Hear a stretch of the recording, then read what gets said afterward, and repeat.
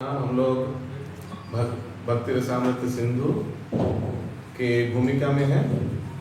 Yes, भूमिका के बीच में है। कंटिन्यू करिए। जो लोग आध्यात्मिक जीवन का अनुसरण करते हैं और भक्ति करते हैं वे सदैव कर्म में लगे रहते हैं। ऐसे कर्म को शरीर के द्वारा या मन से किया जा सकता है। सोचना अनुभव करना तथा इच्छा करना ये मन के कार्य हैं। और जब हम कुछ करते हैं तो कर्म की अभिव्यक्ति स्थूल इंद्रियों द्वारा होती है। इस प्रकार हमें अपने मानसिक कार्यों में सदा कृष्ण का चिंतन करने का प्रयास करना चाहिए और महान आचार्यों का तथा अपने गुरु के पद चिन्हों का अनुसरण करते हुए कृष्ण को प्रसन्न करने की योजना बनानी चाहिए। एक सेकंड, जल्दी जल्दी हेल्प कर दीजिए उनको। कहाँ है पेज नंबर बता दीजिए।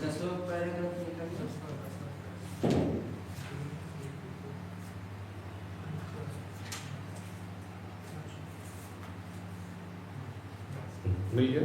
Please continue. शरीर, मन तथा वाणी के अपने अपने कर्म होते हैं। कृष्ण भावना भावित व्यक्ति अपने वाणी का उपयोग भगवान की महिमा को प्रसारित करने में करता है। यह कीर्तन कहलाता है।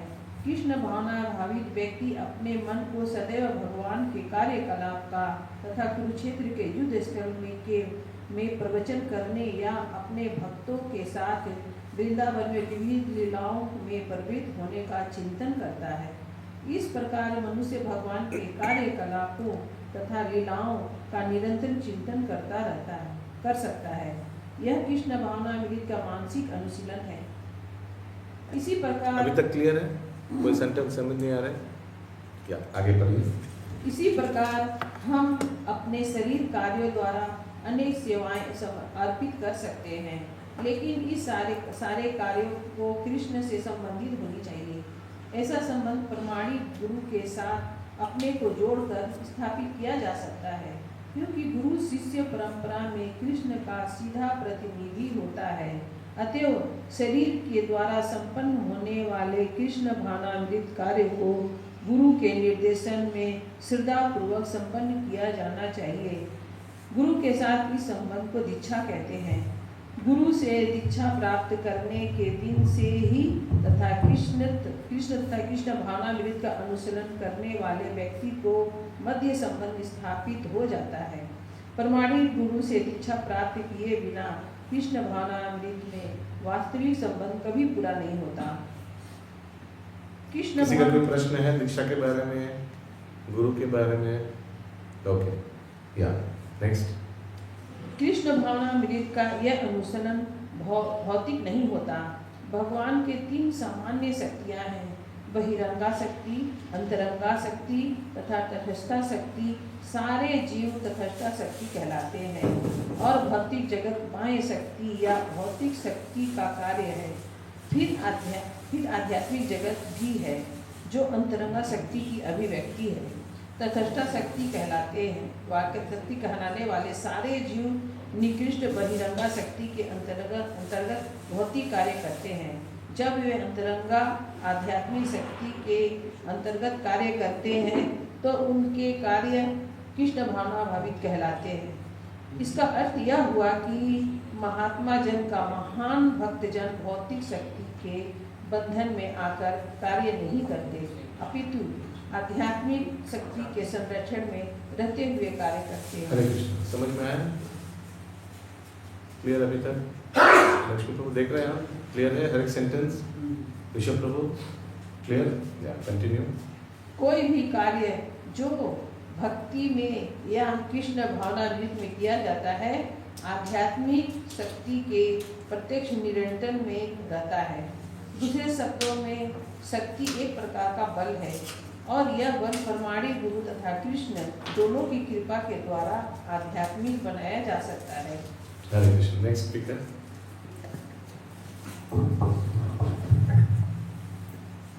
हरे कृष्ण।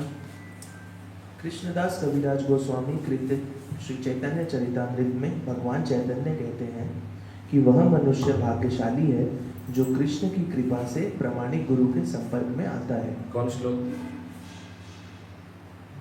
कौन सा श्लोक है ये? इतना सिंपल श्लोक है। वही वाला श्लोक है, बोलिए पूरा फिर से पढ़िए, फिर शायद याद आ जाए।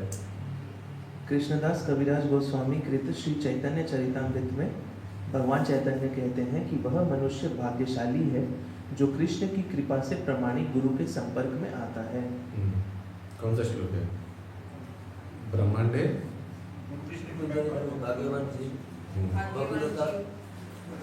ब्रह्मांडे भ्रमिते कोनो भाग्यवान जी गुरु कृष्ण कृपाए पाए भक्ति लता दीज। ठीक है, आगे। जो आध्यात्मिक जीवन के विषय में गंभीर है उसे कृष्ण बुद्धि प्रदान करते हैं, जिससे कि यह प्रामाणिक गुरु के संपर्क में आकर गुरु की कृपा से कृष्ण भावनामृत में उन्नति करता है। हरे कृष्णा। ये कौन सा श्लोक है? ये भगवद गीता का है। फिर से पढ़िए। जो आध्यात्मिक जीवन के विषय में गंभीर है, हाँ, उसे कृष्ण बुद्धि प्रदान करते हैं। कृष्ण बुद्धि प्रदान करते हैं, वही हिंट है। ददामि बुद्धि योगम तम ये मना उपद, जिस तरह से वो बुद्धि से वो भगवान के धाम वापस आ सके। तेषां सतता युक्तानां भजतां प्रीति पूर्वकम, जो ये है फर्स्ट क्राइटेरिया। किसको? सभी को बुद्धि दे देगा वापस आने का। जो भक्त नहीं, अभक्त को भी दे देगा नहीं। जो तेषां सतत युक्तानां, और क्या करते युक्त होकर? भजतां प्रीति पूर्वकम, इस व्यक्ति को ददामि बुद्धि योगम तम, किस तरह से ये माया संसार से वापस भगवान के धाम आ जाए, वो बुद्धि दे देगा भगवान। इसलिए कभी कभी बहुत विपरीत परिस्थिति होता है। बहुत भक्त लोग बोलता है कि आपको मालूम नहीं मेरा क्या सिचुएशन है, मेरे को फाइनेंशियल इतना प्रॉब्लम है, हमको जाना ही पड़ेगा वो फैक्ट्री में, वहाँ काम करते करते रात को आते, फिर कैसे भजन करेंगे, जब 2-4 माला ही हो पाता है। मेरा बहुत इच्छा है, विश्वास कीजिए मेरा बहुत इच्छा है कि मैं प्रगति करूँ भक्ति में और मैं सेवा करूँ, बस इतना बुरी तरह से फंसा हुआ, क्या करूँ प्रभु। ऐसे होता है ना, बहुत लोग जेन्युइन है, जेन्युइन फंसे हुए हैं। बहुत लोग 90% लोग बहाना मारता है, और लेकिन जो जेन्युइन है तो देख के भगवान भी देखता है कि ये इसका इच्छा है, तो उसको भगवान प्रेरणा करेगा, प्रेरणा देगा।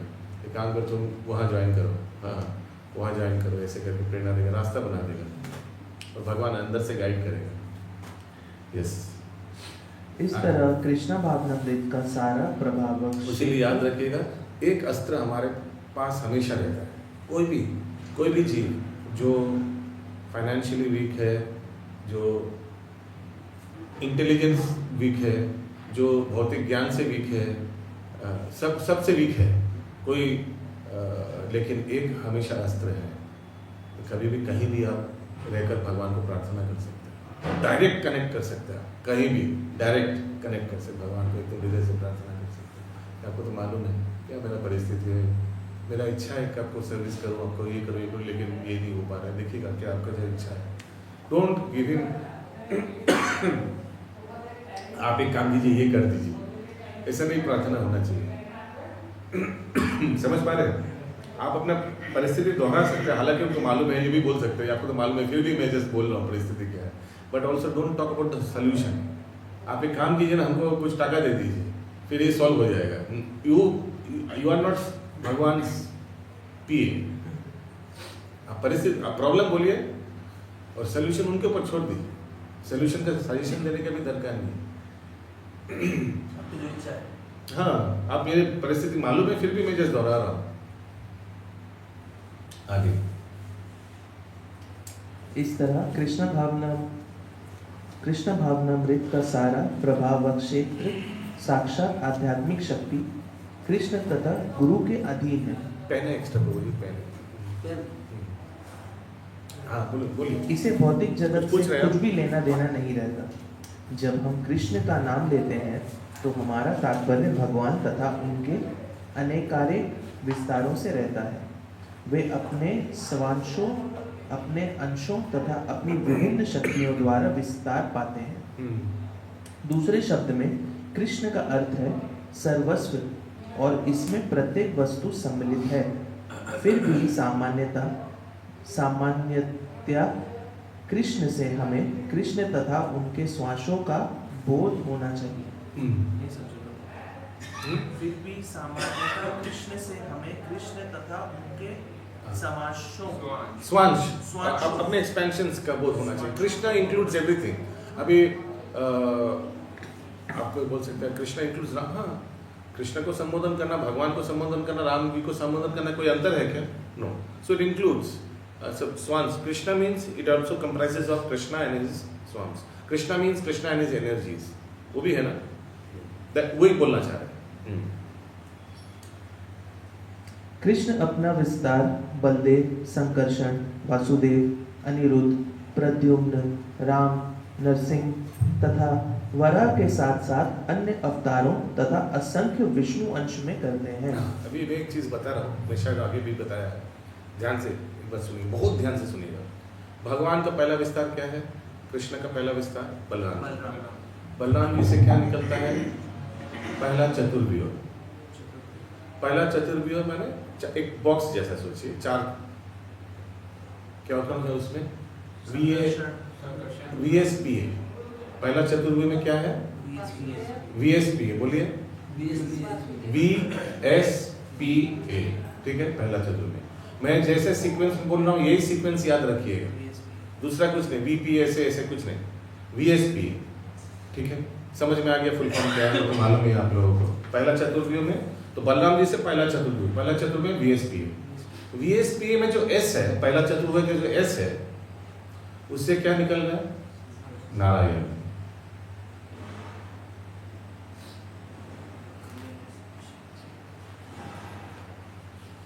ठीक है,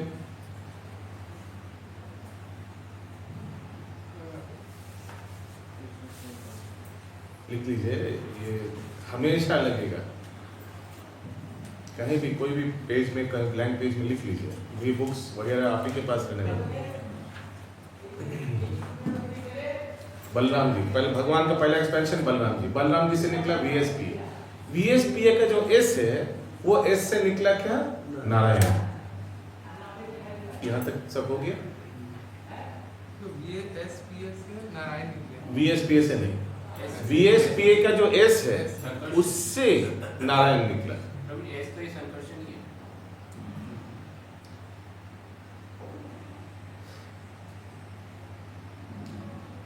अभी नारायण से निकला द्वितीय चतुर्व्यूह, फिर से VSPA। यहां जो S है उसको महासंकर्षण बोला जाता है।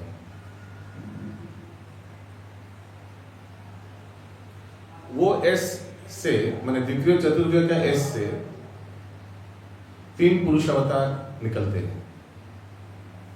क्या VSP से पहला S से नारायण निकले, फिर VSP से S द्वितीय, नारायण से फिर से VSPA, द्वितीय चतुर्व्यूह। चतुर्व्यूह इंग्लिश में बोलता है क्वाड्रुपल।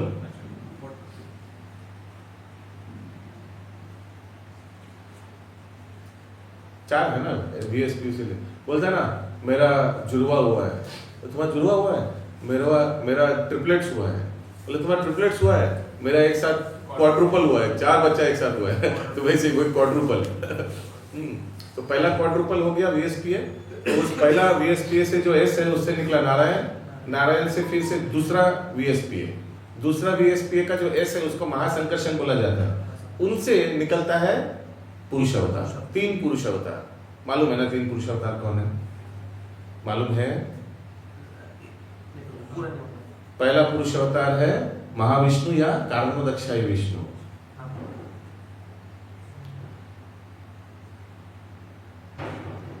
उनके लोमकूप से कोटि कोटि ब्रह्मांड निकलता है। फिर सोचिए उनके लोम से मैं जस्ट आप लोग का अंडरस्टैंडिंग के 50,000 ब्रह्मांड निकला। ठीक है, तो फिर कारणोदक्षाई विष्णु क्या करेगा? अपने आप को 50,000 गर्भोदक्षाई विष्णु में विस्तार करके एक में घुस जाएगा। क्लियर? समझ में आया? सोचिए, मैं उदाहरण के तौर पर बताऊं, मैं बोला ना कोटि कोटि ब्रह्मांड निकलता है, तो सोचिए कारणोदक्षाई या महाविष्णु के लोम से 50,000 ब्रह्मांड निकला। तो हर एक ब्रह्मांड में अभी क्या करेगा? कारणोदक्षाई विष्णु अपने आप को गर्भोदक्षाई रूप में प्रवेश करेगा। तो 50,000 ब्रह्मांड निकले तो 50,000 गर्भदक्षा विष्णु के रूप में एक एक में घुस गया। अभी सोचिए ब्रह्मांड मिल गया, जगह मिल गया, ब्रह्मांड का एडमिनिस्ट्रेटर गर्भदक्षा विष्णु भी पहुंच गया, लेकिन ब्रह्मांड खाली है। उसमें दो चीज करना पड़ेगा, सृष्टि करना पड़ेगा, वस्तु और व्यक्ति का। सिर्फ वस्तु करने से नहीं होगा। वस्तु मैंने पृथ्वी जल अग्नि वायु आकाश हो गया, लेकिन पूरा फाका है, तो व्यक्ति को भी करना पड़ेगा। तो गर्भदक्षा विष्णु के नाभि से एक कमल फूल निकलते हैं, नल निकलता है, नल से कमल फूल निकलते हैं, उसमें ब्रह्मा जी का सृष्टि होता है। कमलाक्षायन, भगवान ब्रह्मा जी कमल आसन में बैठा हुआ है और पहला सृष्टि हो गया गर्भदक्षा विष्णु का। ब्रह्मा जी का कार्य क्या है? 84 लाख योनि सृष्टि करना। तो ब्रह्मा जी को इसलिए प्रजापति बोलते हैं। प्रजापति माने क्रिएटर, प्रोजेनिटर इंग्लिश में बोलते हैं, प्रोजेनिटर। ठीक है, तो उन्होंने 84 लाख योनि से पूरा ब्रह्मांड, उस ब्रह्मांड का उस ब्रह्मा जी पूरा भर दिया जीवों से। ठीक है, अभी जीव आ गया, और एक चीज में भूल गया आगे बोलना है। जीव आने के आगे पहले सामान भेज देता है। जैसे आप सोचिए कोई फ्लैट लिया है, फ्लैट में आने के आगे आपको सब एसी वगैरह, फ्रिज, टॉयलेट, बाथरूम सब फिटिंग सब लगाना, तो वो है प्रधान। निष्क्रिय अवस्था से 24 तत्व रहता है, निष्क्रिय गोडाउन, निष्क्रिय में सोचिए गोडाउन में रहता है। जब अभी ब्रह्मांड आ गया, ब्रह्मांड को तो ये सब सामान, पहाड़, ये सब वस्तु, ये सब, तो वो फिर सक्रिय हो जाता है। गोडाउन से निकल के 24 तत्व सक्रिय हो जाता है, फिर पूरा भर जाता है, वस्तु से भर जाता है। हाँ, तो प्रधान में क्या क्या होता है? भी एक चीज सब कुछ कैसे एक साथ होता है, जो याद आ रहा है वही बता रहा हूँ। तो 24 तत्वों में क्या क्या आता है? 5 स्थूल, 5 पंच तत्व, पृथ्वी जल अग्नि वायु आकाश। इससे क्या होगा? इससे जीव का शरीर बन जाएगा, करेक्ट? 84 लाख योनि का ढक्कन बन जाएगा, प्लस पहाड़, नदियाँ, एक्सेट्रा एक्सेट्रा। ठीक है, वो सब बन गया, वो सब दरकार है ना। जीव को भेज रहे, कोई सब पहाड़, नदियाँ, सब नहीं बनेगा तो क्या पिएगा वो, क्या कहा वो, हाँ बोलेगा। तो ये सब हो गया 5 पंचतत्व। उसके बाद सोचिए ढक्कन आ गया, बॉडी मिल गया शरीर को, लेकिन फिर इंद्र भी तो चाहिए। नहीं तो बॉडी मिल गया लेकिन नाक कान चोख वो सबसे स्मेल कैसे करेगा वो? तो इसीलिए क्या 5 इंद्रिय दे दिया, चक्षु कर्ण नासिका जिह्वा साफ। ठीक है, अभी इंद्र दे दिया, इंद्र का विषय भी तो चाहिए। तो शब्द, स्पर्श, रूप, गंध और क्या है कुछ सब। हाँ, शब्द स्पर्श, तो शब्द क्या है? वो कान का, स्पर्श त्वचा का, रूप आंख का, गंध नाक का, और क्या जीवा स्वाद। तो ये भी तो देना पड़ेगा ना, नहीं तो नाक है लेकिन स्मेल नहीं हो पा रहा है तो क्या फायदा फिर? तो ये सब दे दिया, फिर 15 हो गया। और क्या हो गया? 5 कर्म इंद्रिय, हाथ, पैर, मुंह, जेनाइटल्स एंड गुदा, तो ये भी दे दिया। तो पूरा जीव भी हो गया, जगह भी हो गया, व्यक्ति भी हो गया, वस्तु भी हो गया, ब्रह्मांड पूरा भर गया 84 लाख योनि में। ये है सृष्टि। और 24वां तत्व है महातत्व, उसके बारे में मत पूछिए। ठीक है, ये है 24 एलिमेंट्स। ये सामान, वस्तु और व्यक्ति से पूरा एक ब्रह्मांड कंप्लीट। अभी कार्य करो, अभी क्रिया करो, तो 84 लाख काम कार्य करने लगता है। 3 प्रकार का कार्य होता है, अकर्म कर सकता है, विकर्म कर सकता है, कर्म कर सकता है। He can do devotional service, he can do pious activities, he can do impious activities.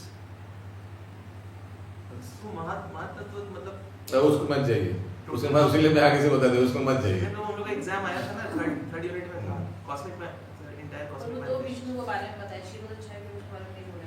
तो ये गर्भदक्षा विष्णु हो गया। ठीक है, पूरा जीव अभी ठीक है, भगवान तो सबको बना दिया, वस्तु व्यक्ति बना दिया, लेकिन अभी कौन क्या सोच रहे हैं, कौन क्या कर रहे हैं, अंदर से गाइडेंस भी तो चाहिए, नहीं तो आगे बढ़ेगा नहीं व्यक्ति, बदमाशी रहेगा।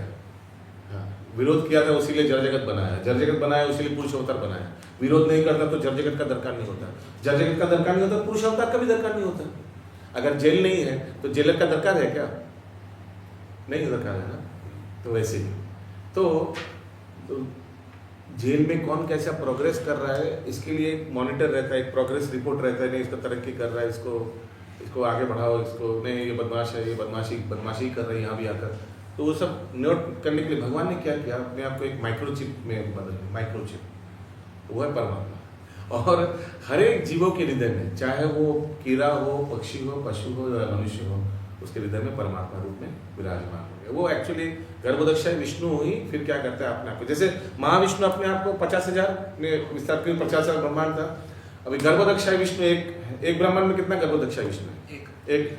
ठीक है, महाविष्णु जितना सृष्टि किया है ब्रह्मांड उतना गर्भोदक्षाय विष्णु, लेकिन हर एक ब्रह्मांड में एक ही गर्भोदक्षाय विष्णु है, और उस ब्रह्मांड में जितना पॉपुलेशन है उतना क्षीरोदक्षाय विष्णु होगा। क्षीरोदक्षाय विष्णु की है, उतना परमात्मा होगा, अपने आप को परमात्मा रूप में विस्तार करेगा। क्लियर है? तो गर्भोदक्षाय विष्णु अपने आप को क्षीरोदक्षाय विष्णु रूप में एक्सपैंड करता है, और क्षीरोदक्षाय विष्णु परमात्मा रूप में हर एक जीव में वास करता है, और शक्ति रूप में हर एक वस्तु में वास करता है।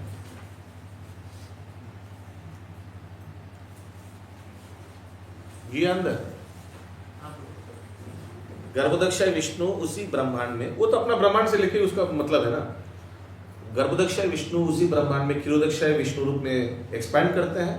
क्षीरोदक्षाय विष्णु भी नॉट टू पार्ट, परमात्मा रूप में हर एक जीव में प्रवेश करते हैं, शक्ति रूप में हर एक वस्तु में प्रवेश करते हैं। अंडंतरस्थ परमाणु चयंतरस्थम, हर एक अंड ये परमाणु रूप में, न्यूक्लियस होता है ना, उसमें एटम में न्यूक्लियस रूप में, शक्ति रूप में प्रवेश करते हैं। तो हर एक वस्तु में भगवान है, हर एक व्यक्ति में भगवान, परमात्मा रूप में, शक्ति रूप में। वो देखिए प्रभु क्षीरोदक्षाय क्षीरोदक्षाय विष्णु अपने आप को परमात्मा रूप में एक्सपैंड करते हैं। परमात्मा वस्तु में घुसते हैं, शक्ति रूप में, व्यक्ति में घुसते हैं, परमात्मा रूप। तो Garbhodakshayi Vishnu expands himself as Kshirodakshayi Vishnu. Kshirodakshayi Vishnu two part, परमात्मा जीवों में, शक्ति वस्तु में। और गर्भोदक्षाय के नाभि से क्या बोले? और क्यों बोले?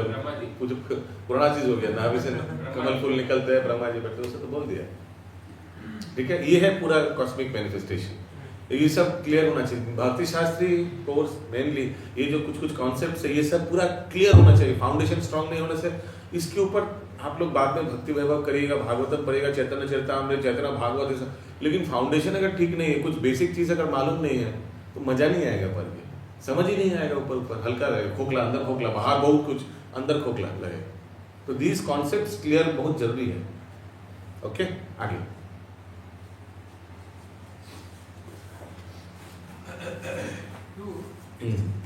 ये जो महासंकर्षण और संकर्षण जो है वो क्या, वो भी भगवान का कोई रूप है क्या? हाँ, अभी डिटेल में जाएंगे तो वो चैतन्य चरितामृत में दिया हुआ है। बलराम जी अपने आप को 5 प्रकार में एक्सपैंड करते हैं। बलराम जी अपने आप को 5 प्रकार में विस्तार करते हैं। महासंकर्षण, अनंत शेष और 3 पुरुष अवतार। महासंकर्षण जो द्वितीय चतुर्भुज का जो एस है, वो बलराम जी का विस्तार है। Direct Balram ji expansion, direct expansion of Balram ji. उसका कार्य अलग रहता है। फिर क्षीरोदक्षाय विष्णु से जितना अवतार आता है, अभी ये ज्यादा डिटेल देने से ज्यादा प्रश्न आएगा, इसलिए कम डिटेल अच्छा है। अवतार का बात करो, भगवान का अवतार तो सब क्षीरोदक्षाय विष्णु से।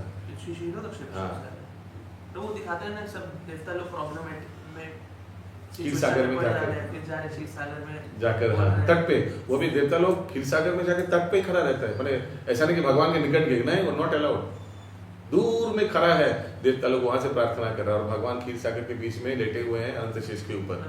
हाँ, तो वो गर्भोदक्षाय विष्णु है ना प्रभु? क्षीरोदक्षाय खीर सागर में। अच्छा, खीर सागर में। कंटिन्यू।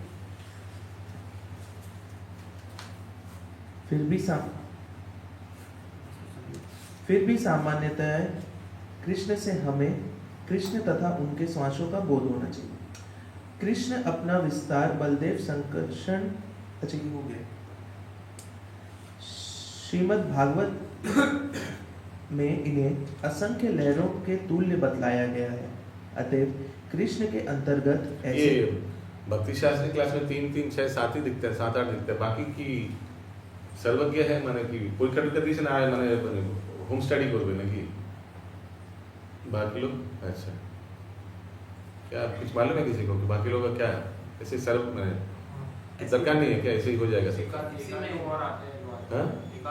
तो तीन जन और एक माता जी और एक प्रभु जी और एक मिंटू प्रभु आते हैं। एक प्रभु जो लैपटॉप में एनीवेज आई डोंट नो। हाँ पढ़िए। श्रीमद् भागवत में इन्हें असंख्य लहरों के तुल्य बतलाया गया है। अतएव कृष्ण के अंतर्गत ऐसे सारे अंश तथा उनके शुद्ध भक्त भी सम्मिलित हैं। ब्रह्म संहिता में कहा गया है कि कृष्ण के अंश पूर्णतः सच्चिदानंदमय है। ईश्वर परम कृष्ण सच्चिदानंद विग्रह, वो भगवान का अंश, भगवान का भक्त लोग, ऑल आर सच्चिदानंदमय। भक्ति का अर्थ है उन कृष्ण भावना भावित कार्यों में संपन्न करना जो भगवान कृष्ण के दिव्य आनंद के अनुकूल हो। देखिए भक्ति मतलब संपन्न करना, सर्विस करना, सेवा करना। इसीलिए भक्ति का इंग्लिश ट्रांसलेशन क्या लिखा है Prabhupad ji? Devotional service. Translation अगर वर्ड टू वर्ड होता तो क्या होता? सिर्फ डिवोशन, सिर्फ भक्ति। मेरे में भक्ति है। अरे तुम सेवा नहीं कुछ करता, कुछ नहीं करते हो और बोलते भक्ति है, भक्ति है, बोलने से नहीं होगा। प्रीतिपूर्वक सेवा। इसके विपरीत जो क्रिया श्री भगवान के दिव्य आनंद के प्रतिकूल हो उसे भक्ति नहीं माना जा सकता। उदाहरणार्थ रावण, कंस तथा हिरण्यकश्यपु जैसे महान असुर सदैव कृष्ण का चिंतन करते रहते थे, लेकिन वे उन्हें शत्रु के रूप में याद करते थे। इस प्रकार के चिंतन का भक्ति या कृष्ण भावना मृत नहीं कहा जा सकता। कभी कभी निर्विशेषवादी जन भक्ति को ठीक से न समझकर कृष्ण को उनकी साज सामग्री तथा लीलाओं से पृथक कर देते हैं। उदाहरणार्थ भगवत गीता का प्रवचन कुरुक्षेत्र युद्ध स्थल में हुआ था और निर्विशेषवादी कहते हैं यद्यपि कृष्ण रोचक है किंतु कुरुक्षेत्र का युद्ध स्थल ऐसा नहीं है। भक्तगण भी जानते हैं कि उनको भी कुरुक्षेत्र के युद्ध स्थल से कुछ लेना देना नहीं है, किंतु साथ ही वह ये भी जानते हैं कि कृष्ण का अर्थ अकेले कृष्ण नहीं है।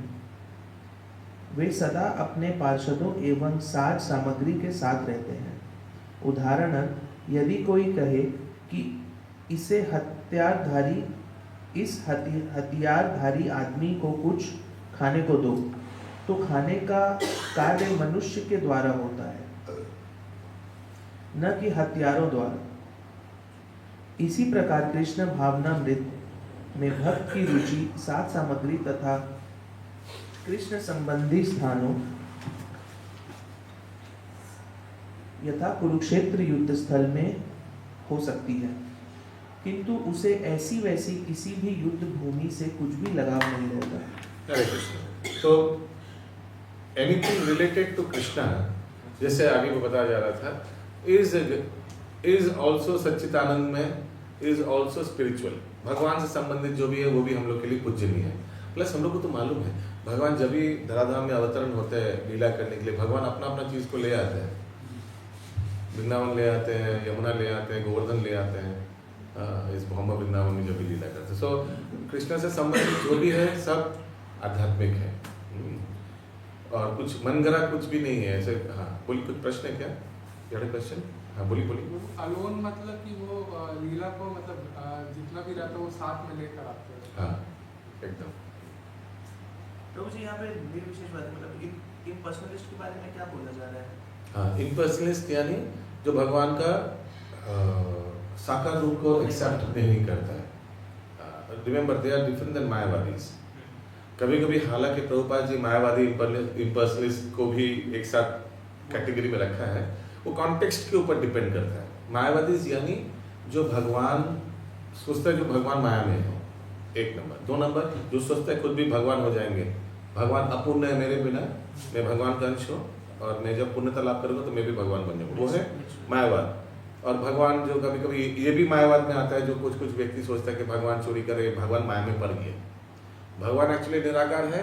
भगवान ने भौतिक शरीर धारण किया और भौतिक शरीर धारण करने की वजह से देखिए चोरी करता है, गोपियों के साथ नृत्य करता है, दूसरे परस्त्री के साथ नृत्य करता है, रासलीला करता है एक्सेट्रा। ये सब गलत गलत मायावाद, इसीलिए उन लोग का भाष्य सुनना भी नहीं चाहिए, महाप्रभु बताते हैं। ओके। लेकिन निर्विशेषवाद में क्या अंतर है? निर्विशेषवाद भगवान को स्वीकार करता है लेकिन बोलता है उनका फॉर्म नहीं। तो निर्विशेषवाद इज ऑल्सो अ स्पिरिचुअलिस्ट, वो भी आध्यात्मिक व्यक्ति बोलेंगे। मायावाद को आध्यात्मिक व्यक्ति नहीं बोलेंगे, वो तो नेगेटिव व्यक्ति है। ठीक है, आगे पढ़िए। तो क्या उनके बारे में क्या बोला जा रहा है? यद्यपि कृष्ण रोचक है, हाँ। किंतु कुरुक्षेत्र का युद्ध स्थल ऐसा नहीं है।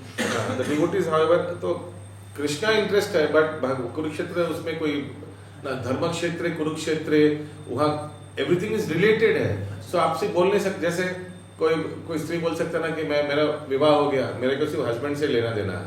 नहीं, विवाह दो परिवार में होता है, हस्बैंड का परिवार सब तुम्हारा रिश्तेदार हो गया अभी। तो ऐसा भी नहीं, अब हमारे से भगवान कृष्ण मीन्स कृष्ण का शक्ति, कृष्ण का परिकर, भगवान का एक्सपेंशन, भगवान का धाम, एवरीथिंग, इट इंक्लूड्स एवरीथिंग। भगवान में अस्त्र शस्त्र, हाँ, यस, भगवान का नाम, यस। इंग्लिश में लिखा है ऋषभ प्रभु, the impersonalists say that although Krishna is of interest, Krishna का is of interest, the battlefield of Kurukshetra is into, उसमें कुछ लेना देना नहीं, ऐसा नहीं है। battlefield of धर्म क्षेत्र कुरुक्षेत्र समवेत युद्ध सभा, भगवान इसमें अर्जुन को ज्ञान देते हैं, भगवद गीता का ज्ञान। हाँ, आगे कंटिन्यू देखिए, लिखा है Krishna does not mean just Krishna alone, ऐसा नहीं है। उसको तो कृष्ण से, उनकी वाणी, उनके उपदेश आदि से लगाव रहता है। युद्ध क्षेत्र की इतनी महत्ता कृष्ण के कारण ही है। कृष्ण भावनामृत को समझने का यही सार है। इसे समझे बिना मनुष्य यह समझने में भ्रांति का शिकार हो जाता है कि भक्तगण कुरुक्षेत्र के युद्ध स्थल में रुचि क्यों लेते हैं। जो व्यक्ति कृष्ण में रुचि रखता है वह उनके विभिन्न कार्यकलापों तथा लीलाओं में भी रुचि लेने लगता है। उनका तो दूर की बात, उनका भक्तों के भी लीला स्थली लोग जाते हैं, भ्रमण करते हैं ना। तो भगवान का तो जाते ही है, कुरुक्षेत्र हम लोग ले जाते हैं भक्त लोग को दर्शन कराने में। प्लस उनका भक्त, सोचिए महाप्रभु का भक्त कौन है?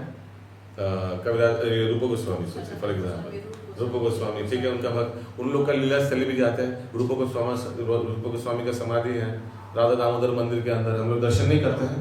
अभी रूप गोस्वामी का भी सोचिए शिष्य कविराज गोस्वामी, उनका भी समाधि में जाते हैं, उनका भी भजन स्थली झामाटपुर, वहाँ भी जाते हैं। तो वही एनीथिंग संबंधित, दूर से भी कोई संबंधित हो वो भी वहाँ भी जाते हैं। हम लोग 3 ठाकुर यात्रा गए थे, यहाँ पानी, ये क्या श्याम सुंदर खरदा घर कौन विग्रह स्थापन किया? भगवान के पौपुत्र वज्रनाभ, अच्छा वो वाला 3 ठाकुर, ये 3 ठाकुर नित्यानंद प्रभु के पुत्र ने स्थापन किया। तो कितना दूर का कनेक्शन है। लेकिन वहां भी हम लोग गए, दर्शन किए। और 3 ठाकुर जो बड़ा वाला जाते हैं वो भगवान की पौपुत्र, राधा मदन मोहन करौली में, फिर राधा गोविंद जी जयपुर में, फिर राधा गोपीनाथ जयपुर में गए थे। 3 ठाकुर हुआ करौली वाला, मेरा वो नहीं हुआ 3 ठाकुर में से, गोविंद जी हुआ, गोपीनाथ हुआ, करौली नहीं हुआ। एनीवेज माय पॉइंट इज कितना दूर का संबंध है ना, फिर भी वो हम लोग के लिए पूजनीय है। आगे भक्ति रसामृत सिंधु में श्रील रूप गोस्वामी के अनुसार शुद्ध भक्त की परिभाषा को इस प्रकार सार रूप में दिया जा सकता है। उसकी सेवा अनुकूल होती है और सदैव कृष्ण से संबंधित रहती है। ऐसे कृष्ण, फिर से बोलिए वो श्लोक, किनको याद हो गया? पहला वाला श्लोक शुद्ध भक्ति का श्लोक हम लोग किया था पिछले क्लास, अन्नाभिलाषता शुद्ध। किनको याद है कंठस्थ ये श्लोक? एक ही व्यक्ति को, और आपको? हाँ, सब एक साथ बोलिए। अन्नाभिलाषिता शून्यम ज्ञान कर्मादनावृतम अनुकूलेन कृष्णानु शीलनम भक्तिरुत्तमा। ठीक है, तो यही बताया जा रहा है कि अनुकूल, जो भी फेवरेबल है उसको ले लेना। ये है, ऐसे अनुशीलनम भक्ति उत्तम है। ये ऐसे करके कोई अगर भक्ति को प्रैक्टिस कर रहा है, that is called the best of the भक्ति, शुद्ध भक्ति। ओके, या कंटिन्यू। ऐसे कृष्ण भावना भावित कार्यों की शुद्धता बनाए रखने के लिए मनुष्य को समस्त भौतिक आकांक्षाओं तथा दार्शनिक चिंतन से मुक्त होना चाहिए। भगवान की सेवा के अतिरिक्त कोई भी आकांक्षा भौतिक आकांक्षा कहलाती है और दार्शनिक चिंतन यानी कि मनोधर्म का अर्थ है कि ऐसे चिंतन जो अंततः शून्यवाद या निर्विशेषवाद तक पहुंचे। हरे कृष्ण। उसीलिए लिखा है ज्ञान कर्मादि अनवृतम। ये ज्ञान से भी नहीं होना चाहिए प्रेरणा, कर्म से भी प्रेरणा नहीं। यानी भक्ति करने से टका मिलेगा, और ये दूसरा क्या, भक्ति करने से मुक्ति मिलेगा। ज्ञानी मुक्ति ढूंढ रहा है, कर्मी टका ढूंढ रहा है। ये सब रहित भक्ति होना चाहिए। एक ही मात्र क्या उद्देश्य होना चाहिए, भगवान को कैसे हम लोग संतुष्टि करें, वही, और कुछ उद्देश्य नहीं है। इनफैक्ट ये भी नहीं कि हम कैसे भक्ति करके अपने आप को उद्धार करें, अपने पापमय जीवन से रहित हो। These are also lower level of understanding. गोपियों लोग को बोला कि चरण धूलि दो, भगवान का सर दर्द हो रहा है, और भगवान ने बोला चरण धूलि देने से ही सर दर्द चला जाएगा, तुरंत ले लीजिए। फिर नारद मुनि बोला आपको मालूम है इसका क्या रिपरकशंस होगा, परिणति क्या होगी, इसको परवाह ले, भगवान को सर दर्द तो कम होगा, ले लीजिए। तो यही है, ये ऐसा मन भावना है। भगवान को कैसे आनंद प्रदान किया जाए, अंते हरि तोषणा। कंटिन्यू।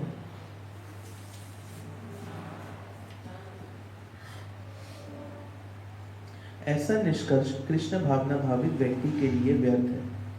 दार्शनिक चिंतन के द्वारा विरले ही वासुदेव कृष्ण की पूजा के निष्कर्ष तक पहुंचा जा सकता है।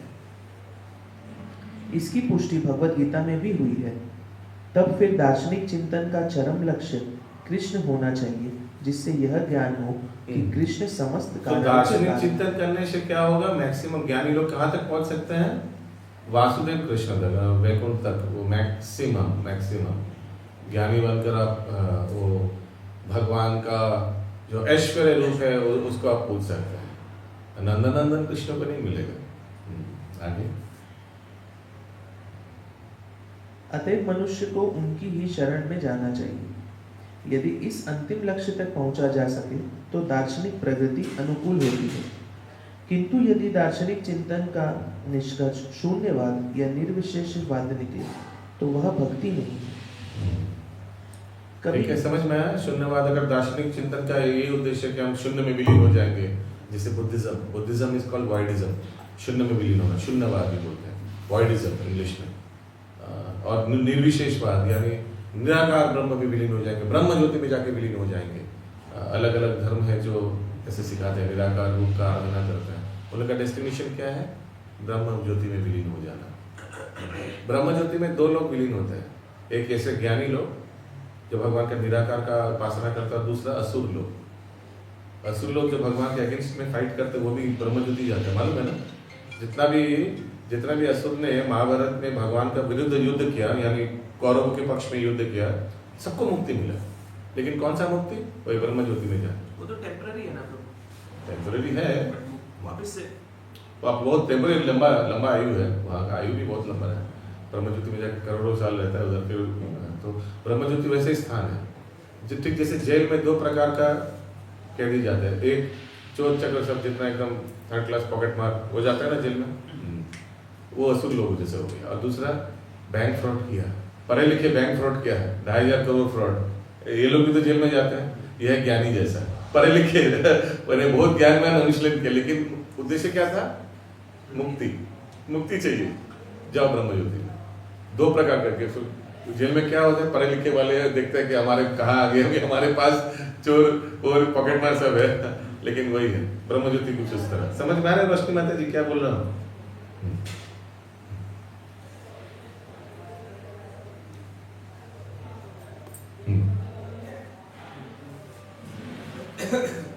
कारणों के कारण है। अतएव मनुष्य को उनकी ही शरण में जाना चाहिए। यदि इस अंतिम लक्ष्य तक पहुंचा जा सके तो दार्शनिक प्रगति अनुकूल होती है, किंतु यदि दार्शनिक चिंतन का निष्कर्ष शून्यवाद, तो अगर दार्शनिक चिंतन करके आप वैकुंठ तक पहुंच गया, भगवान का ऐश्वर्य रूप को उपासना भी ओके, नो प्रॉब्लम, ठीक है। गोलोक वृंदावन नहीं पहुंचे, कम से कम वैकुंठ तक तो पहुंच गया, भगवान का उपासना होगा उधर। लेकिन अगर दार्शनिक चिंतन में आपका टाका और ज्ञान ये सब आपका उद्देश्य है तो कहाँ तक पहुंचेंगे? ब्रह्मज्योति तक पहुंचेंगे, कोई फायदा नहीं है। वॉइडिज्म, शून्यवाद करके ये सब करके। कभी कभी कर्म को या साकाम कर्म को कर्मकांड समझ लिया जाता है। ऐसे अनेक लोग हैं जो वेदांत कर्मकांड के प्रति अत्यधिक आकृष्ट होते हैं। वेदों में दिया हुआ है, ऐसे करने से टाका मिलेगा, ऐसे करने से पुत्र संतान मिलेगा, ऐसे करने से बहुत सुंदर रूप मिलेगा, ऐसे ऐसे करो, ये यज्ञ करो, इंद्र बन जाओगे। तो ये सब वेदों में कर्मकांड पूरा डिटेल में दिया हुआ है। तो इसमें बहुत आकर्षित हो जाता है। याद रखिएगा 93% ऑफ द वेदास और जितना भी शास्त्र है स्पीक्स अबाउट कर्मकांड। Only 7% talks about PDS. PDS क्या है? Pure devotional service. शुद्ध भक्ति सिर्फ 7%, बाकी सब कर्मकांड। ये करने से ये मिलेगा, ये करने से वो मिलेगा, इंद्र तृप्ति यही भरा हुआ है। आगे। किंतु यदि कृष्ण को जाने बिना कोई व्यक्ति एकमात्र कर्मकांड के प्रति आकृष्ट होता है तो उसके कार्य कृष्ण भावनामृत के प्रतिकूल पड़ते हैं। वास्तव में कृष्ण भावनामृत को केवल श्रवण, कीर्तन, स्मरण आदि पर ही आधारित किया जा सकता है। कृष्ण श्रीमद् भागवत में 9 विभिन्न विधियां बतलाई गई हैं। इनके अतिरिक्त प्रत्येक संपन्न कार्य कृष्ण भावनामृत के प्रतिकूल है। इस तरह ऐसी गलतियों से सदा बचना चाहिए। श्रवणं कीर्तनं विष्णु स्मरणं पाद सेवनम अर्चनम वंदनम दास्यम साख्यमात्मनिवेदनम इति पुंसार्पित विष्णु भक्तिश्च नवलक्षणा। ये प्रहलाद महाराज बताया। ठीक है, आगे। श्रील रूप गोस्वामी ने भक्ति की इस परिभाषा में ज्ञान कर्मादि का भी उल्लेख किया है। कर्मादि में वे कार्य आते हैं जो शुद्ध भक्ति को प्राप्त करने के में सहायक नहीं बनते हैं। तथाकथित त्याग के अनेक रूप भी कृष्ण की भक्ति के लिए अनुकूल नहीं होते। श्रील रूप गोस्वामी ने नारद पंचामृत समझ में आया लास्ट वाला सेंटेंस? त्याग भी भक्ति का अनुकूल नहीं होता है। हाँ, बहुत लोग त्यागी है, इतना त्याग वो भक्ति का अनुकूल नहीं है, कठोर हो जाता है। जैनिज्म में भी ऐसा है, इतना त्याग, इतना कठोर तपस्या करता है, हृदय कठोर हो जाता है। मालूम है कैसे बाल नोच के निकालते हैं, फिर खाना पीना बहुत लंबा उपवास करते हैं हम लोग। लेकिन कृष्ण कॉन्शियसनेस नहीं, तो हम लोग वैष्णव लोग क्या करते हैं, हम लोग भी उपवास, आज भी उपवास से 12 बजे तक है। फिर उसके बाद फीस्ट, डांसिंग। तो ऐसा है, ऐसा नहीं कि अपने आप को कष्ट देना, वो टॉर्चर करना अपना शरीर को, उससे भक्ति मिलेगा, ऐसा नहीं। उपवास शब्द का अर्थ क्या है? निकटवास। माने निकटवास, माने हम लोग इसलिए खाना पीना से रहे थे कि उस समय हम लोग भजन कीर्तन करेंगे, है ना। भजन कीर्तन करते करते पता ही नहीं चलता है कि 12 बज गए, चलो अभी फीस्ट करते हैं, ठीक ना। ऐसे ही वो उद्देश्य है। अगर आप उपवास कर रहे हैं और अपने आप को पेन दे रहे हैं, नहीं हम उपवास करेंगे और धूप में खड़े रहेंगे, ये क्या उपवास है? इससे अच्छा आप खा ही लो, खाकर भक्ति करो, है ना। कारण क्या है? कारण कारण क्या है? क्या? कारण क्या है हम लोग का? उन लोग का कारण क्या है? अबे बाबू, कारण क्या है? ऑस्टेरिटी इतना करके उन लोग को लगता है कि हम लोग भजन भक्ति में प्रोग्रेस कर रहे हैं, उन लोग को लगते हैं। इसीलिए these are also lower level of understanding. ये नास्तिक से तो अच्छा है, कम से कम जो भी ऋषभ देव को मानता है, व्हाटएवर जो भी है, उन लोग का भी जैन गुरुज है, उन लोग को मानता है, व्हाटएवर, अच्छा है। तो तीर्थंकर्स, हाँ, तो स्टेप बाय स्टेप एलिवेशन होगा। हाँ, सब तो इतना नहीं डायरेक्ट एकदम लिफ्ट करके ऊपर टॉप फ्लोर में चला जाकर भक्ति वेदांत जी से मिलकर या उनका बुक्स से मिलकर भक्ति योग का अनुशीलन करें। All are not as fortunate, they go by step elevation. स्वीकृति है, रहेगा तो क्या रहेगा, अलग अलग केस, अलग अलग, एवरी जीवा इज डिफरेंट केस स्टडी। स्वीकृति कैसे जनरलाइज करें? एवरी जीवा is different case study. Yes. Shri रूप गोस्वामी ने नारद पंचरात्र की एक निम्नलिखित परिभाषा भी उद्धृत की है। मनुष्य को समस्त उपाधियों और से मुक्त होना चाहिए। एक और दिया है डेफिनेशन। तो रूप गोस्वामी का फर्स्ट डेफिनेशन क्या है शुद्ध भक्ति का? अभी हम लोग ने रिसाइट किया, अन्न विलास राशनम ज्ञान करवादि अनद्वितम, ये वाला श्लोक। और एक भी उन्होंने डेफिनेशन दिया शुद्ध भक्ति का, मेरे बात दोहराइए। सर्व उपाधि विनिर्मुक्तम तत्परत्वेन निर्मलम ऋषिकेश सेवनं भक्ति उच्यते। पर ही उसी का भी दिया। मनुष्य को समस्त उपाधियों से मुक्त होना चाहिए और कृष्ण भावनामृत द्वारा समस्त भौतिक कल्मश से शुद्ध हो जाना चाहिए। हाँ, समस्त उपाधियों से मुक्त होना चाहिए। मैं ये हूँ, मैं वो हूँ। यहाँ का हम लोग ने पूछा कि आप क्या नौकरी करते हैं, क्या यार आप क्या करते हैं, आप क्या करते हैं? ऐसे इस्कॉन ने पूछता है कि बहुत लोगों का गलत धारणा है ना कि इस्कॉन से बड़े लोग के जन्म, हमारे वहाँ तो गरीब लोग के तो डूबते रहे। बहुत लोग ऐसे बोलते हैं, हम सुना है। ऐसा है क्या एक्चुअली? जब घुसता है इस्कॉन में तो उन लोगों को मालूम है। हम लोग का फेस्टिवल है तो उसमें से हम लोग देखते हैं कि आपका बैलेंस आने के समय प्लीज बैंक बैलेंस पासबुक लेके आइएगा। ऐसे बोलते हैं कि हम लोग कभी कभी नहीं बोलते। तो ऐसे सभी आज तो all are welcome to attend festivals etcetera. जब करने के लिए कोई क्राइटेरिया है क्या? नहीं, कुछ नहीं है। तो इसीलिए सर्व उपाधि विनिर्मुक्तम। क्या शुद्ध भक्ति है? सर्व उपाधि, जितना भी उपाधियां है, मैं ब्राह्मण हूँ, मैं करोड़पति हूँ, और क्या क्या उपाधि हो सकता है?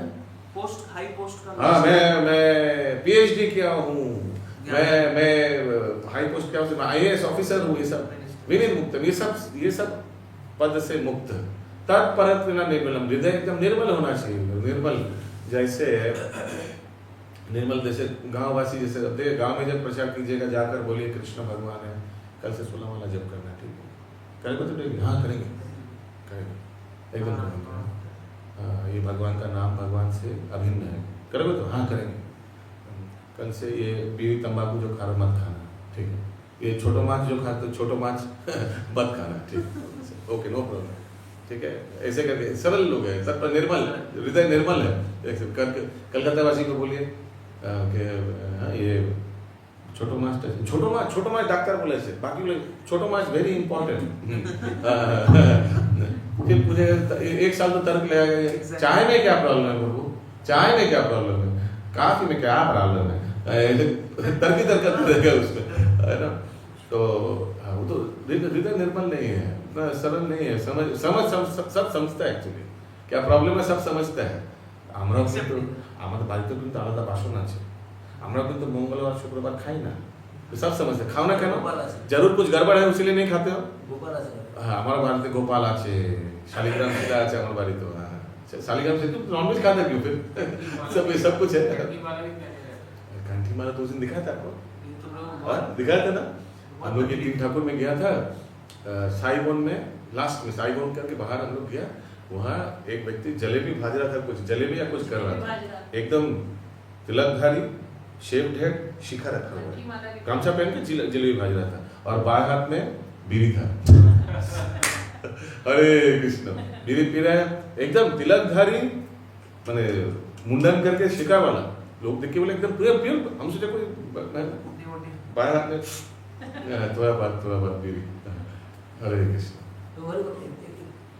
फूल बाजार में जाता है हावड़ा, फूल इसका फूल का बिजनेस करता है और किया हुआ अपनी बिल्डिंग करता है, तो वो बढ़ सकता है। कौन बोला ना, हर एक व्यक्ति को अलग अलग केस उसका अलग केस, उसका क्या कॉम्बिनेशन है, परम्यूटेशन क्या क्या कहाँ से जुड़े हुए, सब कुछ हो सकता है कि बहुत, अभी क्या बोले इसका, बहुत कुछ हो सकता है। अपराध तो लगेगा जो ऐसा करके मांसाहार करता है। क्या बोले, अभी व्यक्ति अपना हेड को शेव किया, तिलक पहना हुआ है, तो कुछ तो वैराग्य होगा, कुछ तो ज्ञान होगा, नहीं तो कोई अपने हेयर शेव करेगा? रिमेम्बर, ये हेयर जो है ये बहुत ऊंचा आसक्ति का लक्षण है। उसीलिए हर एक धर्म में हेयर के बारे में बोला गया है। वैष्णव धर्म में हम लोग पूरा हेयर शेव करते हैं, जैनिज्म में हेयर को बाल को खींच के निकालते हैं, सिखिज्म में गुरुद्वारे में जाते हैं तो हेड कवर रहता है। हर एक धर्म में ये हेयर को बोल, क्योंकि ये आसक्ति का लक्षण है। मनुष्य को अपना हेयर से बहुत आसक्ति रहता है, हेयर कलर करता है, ये करता है, वो करता है। क्यों? क्योंकि ये अपना शरीर माने शरीर से आसक्ति का एक प्रतीक है। दिस इज अ क्लीन लक्षण ऑफ दिस है, ये है तो है, ऐसा है। महाप्रभु का इतना सुंदर है था कि वो नाटक में देखा हाँ, तो सबसे पहले वही त्याग है, वो उसी को त्याग कर दिया, है ना। सो माय पॉइंट इज, कहाँ थे हम लोग, क्या क्या आलोचना कर रहे थे, तो ये उपाधियों से मुक्त होना चाहिए व्यक्ति को, और हृदय निर्मल होना चाहिए। ऋषि की ना उनका क्या कार्य है, ऋषि की ना ऋषिकेश, यानी भगवान ऋषिकेश को कृष्ण को क्यों बोला गया है? हाँ, क्योंकि अपना इंद्रियों पे उनका नियंत्रण है, प्लस उनका और सभी इंद्रियों का वो स्वामी है, सिर्फ अपना नहीं, जितना भी जीव है सबका इंद्र का स्वामी तो ऋषिकेश भगवान कृष्ण है। तो ऋषिकेश एक्चुअली कृष्णचंद्र का नाम है, ओके। और हम लोग का जो शुद्ध भक्त है उनका क्या कार्य है, ऋषि के ना ऋषिकेश, अपना इंद्र को भगवान ऋषिकेश का सेवा में नियुक्त करना, उसी को सेवनम भक्ति उच्यते। This is called PDS. So there are two definitions of PDS, अन्यभिलाषिता शून्यम और दूसरा है सर्वोपाधि विनिर्मुक्तम। এটা তো মেমরি শ্লোকে আছে নাকি? हाँ अच्छा स्टार्ट है। আর কি শ্লোক আছে মেমোরিতে? अच्छा दिया हुआ है ना, देखिए एक बार देख लेते हैं। भागवत गीता नीचे रखना है, भक्त के सामने नीचे नहीं रखना है, किसी के ऊपर रखना है। मैं हारमोनियम के ऊपर रखा हुआ है। এটা আছে অত শ্রীকৃষ্ণ নাম, अतः श्री कृष्ण नाम आदि और तीनटे अतः अनासक्तस्य विषयान, अच्छा उपय, ठीक है। यथा नाम उपयुञ्जत निर्बंध संबंध, निर्बंध कृष्ण संबंध युक्त वैराग्य उच्यते, ठीक है। ये 4 श्लोक है, ठीक। फेमस 4 श्लोक है, बहुत अच्छा है, बहुत इम्पोर्टेंट श्लोक, बहुत हम क्या बोलेंगे, सैड है एक्चुअली, इतना इम्पोर्टेंट श्लोक मिस किया है आप लोग ने। क्लेशाग्नि सुबधा मोक्षा लघुता कृत सुदुर्लभ संद्रानंद विशेषात्मा श्री कृष्ण कर्षणी शिक्षा, फिर और भी बहुत इम्पोर्टेंट श्लोक सब बहुत कम कर दिया, बहुत कम कर दिया। पढ़िए। हमारी बुद्धि अवस्था में हमारी इंद्रियां शारीरिक मांगों की पूर्ति में लगी रहती है, किंतु जब वे ही इंद्रियां कृष्ण के आदेशों को पूरा करने में लगा दी जाती है तो हमारे कार्य भक्ति कहलाते हैं। ठीक है, वही वाला डेफिनेशन आगे। जब तक मनुष्य अपने आप को किसी एक परिवार, किसी समाज या किसी व्यक्ति से संबंधित मानता है तब तक उसे उपाधि में आवृत कहा जाता है, किंतु उसे जब पूर्णतया ज्ञान हो जाता है कि वह किसी परिवार, समाज या देश से नहीं अपितु कृष्ण से नित्य संबंधित है, तब उसे अनुभूति होती है कि उसे अपनी शक्ति का संप्रयोग तथाकथित परिवार, समाज या देश के हितों में न करके कृष्ण के लिए करना चाहिए। यही उद्देश्य की शुद्धता है और कृष्ण भावना मृत में शुद्ध भक्ति पद भी है। प्रभु जी ये क्या लिखा है, अपना परिवार का हित के लिए नहीं करना चाहिए, कृष्ण के लिए, कृष्ण के लिए करेगा ऑटोमेटिकली परिवार का हित के लिए हो जाएगा।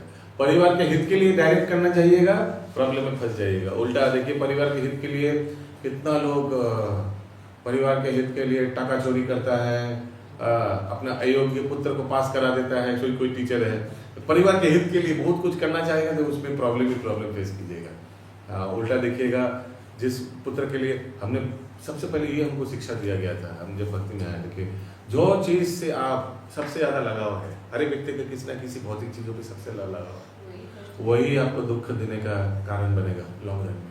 कोई अपना पुत्र के प्रति, कोई अपना पत्नी के प्रति, कोई अपना टाका के प्रति, कोई अपना उपाधियों के प्रति, वही देखिएगा बूमरैंग इफेक्ट देखा, बूमरैंग मालूम है, बूमरैंग ऐसे वॉक करके फेंके, फिर घूमते आप करके आपको आप ही को आएगा। तो जिस चीज़ पे सबसे ज़्यादा आसक्ति है, देखिएगा अपना जीवन में, देखिएगा उसको वही चीज़ भॉक करके आएगा, आप ही को लगाएगा, आप ही को हिट करेगा वही चीज़। मेरे कज़न में भी एक जन का साथ ऐसे ही हुआ है। बस छोटा सा है वो। नहीं छोटा सा मोटा सा नहीं, सिद्धांत हम लोग एग्जाम्पल में नहीं जाएंगे, पर सिद्धांत को समझ लीजिए। सही बात है जो आपने बोला। ये मोहन प्रभु हम लोग को बताया था एकदम फर्स्ट, हम लोग ने ये शिक्षा। ओके, तो हम लोग अभी फर्स्ट चैप्टर प्रवेश करें। श्रील प्रभुपाद का प्रणाम मंत्र बोलकर, नमो विष्णुपादाय कृष्ण पृष्ठाय भूतले श्रीमते भक्ति वेदांत स्वामिने नामिने नमस्ते सारस्वते देवे गौरवाणी प्रचारिणे निर्विशेष शून्यवादी पाश्चात्य देशतारिणे। शील प्रभुपाद की जय। ठीक है, ये होमवर्क है आपके लोग के लिए, याद रखिएगा ये सिद्धांत मैचिंग है या अपने जीवन में मैचिंग है या नहीं। सबसे ज्यादा मेरा कौन सा आसक्त क्या कैसे है तो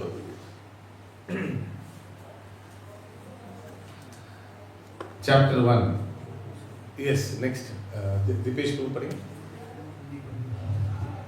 शुद्ध भक्ति के लक्षण। अध्याय 1 शुद्ध भक्ति के लक्षण। श्रील कपिल ये शुद्ध देव भक्ति का लक्षण में ये श्लोक आता है। मेरे बात दोहराइए। क्लेशाग्नि सुबदा मोक्ष लघुता कृत्सु दुर्लभ सांद्रानंदा विशेषात्मा श्री कृष्ण आकर्षणी शच। उसी का ये हाँ श्रील कपिल देव ने श्रीमद् भागवत एक सेकंड नहीं कैरेक्टरिस्टिक्स डेफिनेशन में डेफिनेशन दो जो रूप गोस्वामी ने दिया ये कैरेक्टरिस्टिक्स लक्षण। श्रील कपिल देव ने श्रीमद् भागवत में 3.21 12 से 13 श्लोक अपनी माता को उपदेश देते हुए शुद्ध भक्ति के निम्नलिखित लक्षण बताए हैं। हे माता, जो मेरे शुद्ध भक्त हैं और जिन्हें भौतिक लाभ का या दार्शनिक चिंतन की कोई कामना नहीं है, उनके मन में मेरी सेवा में इतने तल्लीन रहते हैं कि वे मुझसे उस सेवा में तल्लीन रहने के अतिरिक्त कुछ और नहीं मांगना चाहते हैं। यहाँ तक कि वे मेरे धाम में मेरे साथ रहने की भी याचना नहीं करते। मुक्ति 5 प्रकार की होती है। अभी तक क्लियर है? तो ये दार्शनिक फिलोसॉफिकल हाँ क्या प्रश्न क्या है? कि ना दार्शनिक भौतिक लाभ या दार्शनिक चिंतन की कोई कामना नहीं है। दार्शनिक चिंतन स्पेकुलेटर फिलोसोफर होने का कोई चिंता कोई उद्देश्य भी नहीं। जो भक्त होना चाहता है, कौन आप में से ज्ञानी बनना चाहता है कि हम शास्त्र पढ़ के बहुत महान ज्ञानी दिग्विजय पंडित बनना चाहता है? कौन आप में से कोई है ऐसा? कोई नहीं। कौन भगवान के साथ रहेंगे इसलिए भक्ति करते हैं? भगवान के साथ रहेंगे, एक साथ खाएंगे, एक साथ घूमेंगे फिरेंगे, ऐसे कुछ है क्या किसी का उद्देश्य? नहीं। तो यही बता रहे आगे। और 5 प्रकार का मुक्ति भी नहीं चाहता। केला बेचा खोला बेचा श्रीधर को महाप्रभु बता रहे थे, श्रीधर तुमको इंद्र बना दूं? नहीं चाहिए। श्रीधर तुमको 5 प्रकार का मुक्ति दे दूं? नहीं चाहिए। श्रीधर वैकुंठ? नहीं चाहिए। क्या चाहिए फिर? वो निमाय चाहिए जो डेली मेरे साथ बाजार में आकर मेरे साथ तर्क करते 2 घंटा और फिर बिना पैसा देके छिनके लेके भाग जाता है। वही निमाई चाहिए हमको। तो ये है भक्तों का विलास, आदान प्रदान। वो केला बेचा श्रीधर, केला भी मोचा थोर केला पत्ता ये सब बेचता था।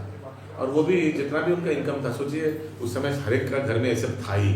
नवद्वीप में हर एक का अभी भी है तो केला खोला ये सब रहना कोई बड़ी बात नहीं है।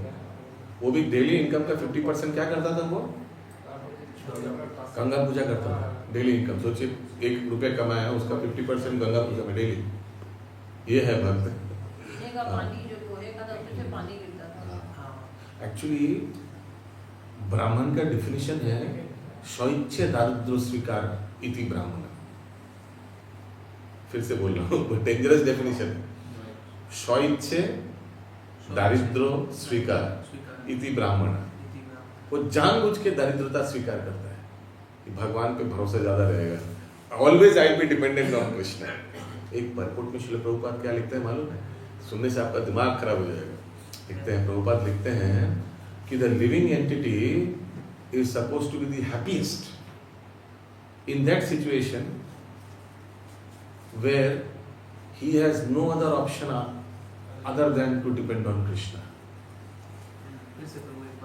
The living entity is supposed to be the happiest when in that situation, उस परिस्थिति में when he has nothing, माने सब दरवाजा बंद हो गया, he has nothing to take shelter other than Krishna।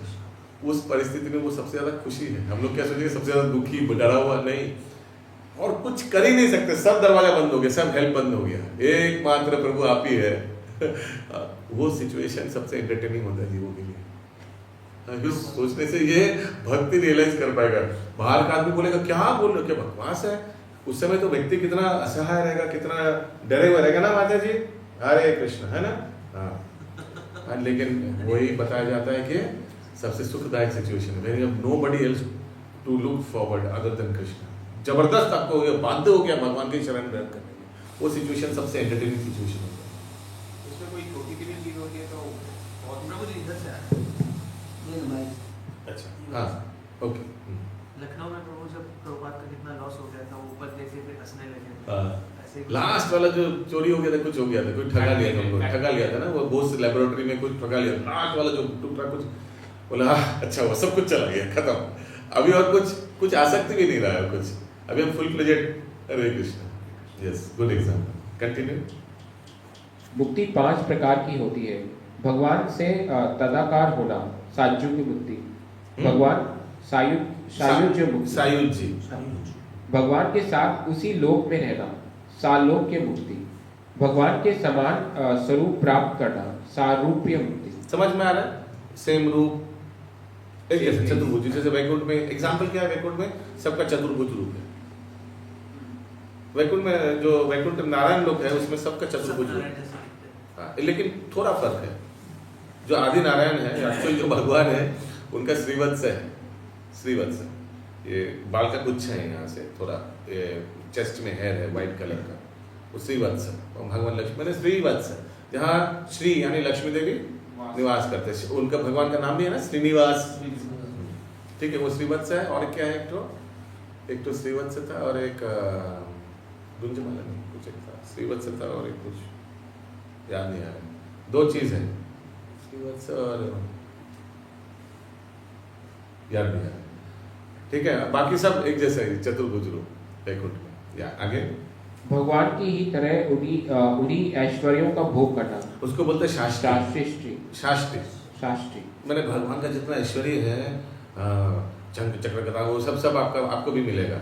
भगवान ऐसे करके टुंग करके आ जाएंगे, सब कुछ वो सब आपको वो फैसिलिटी मिलेगा।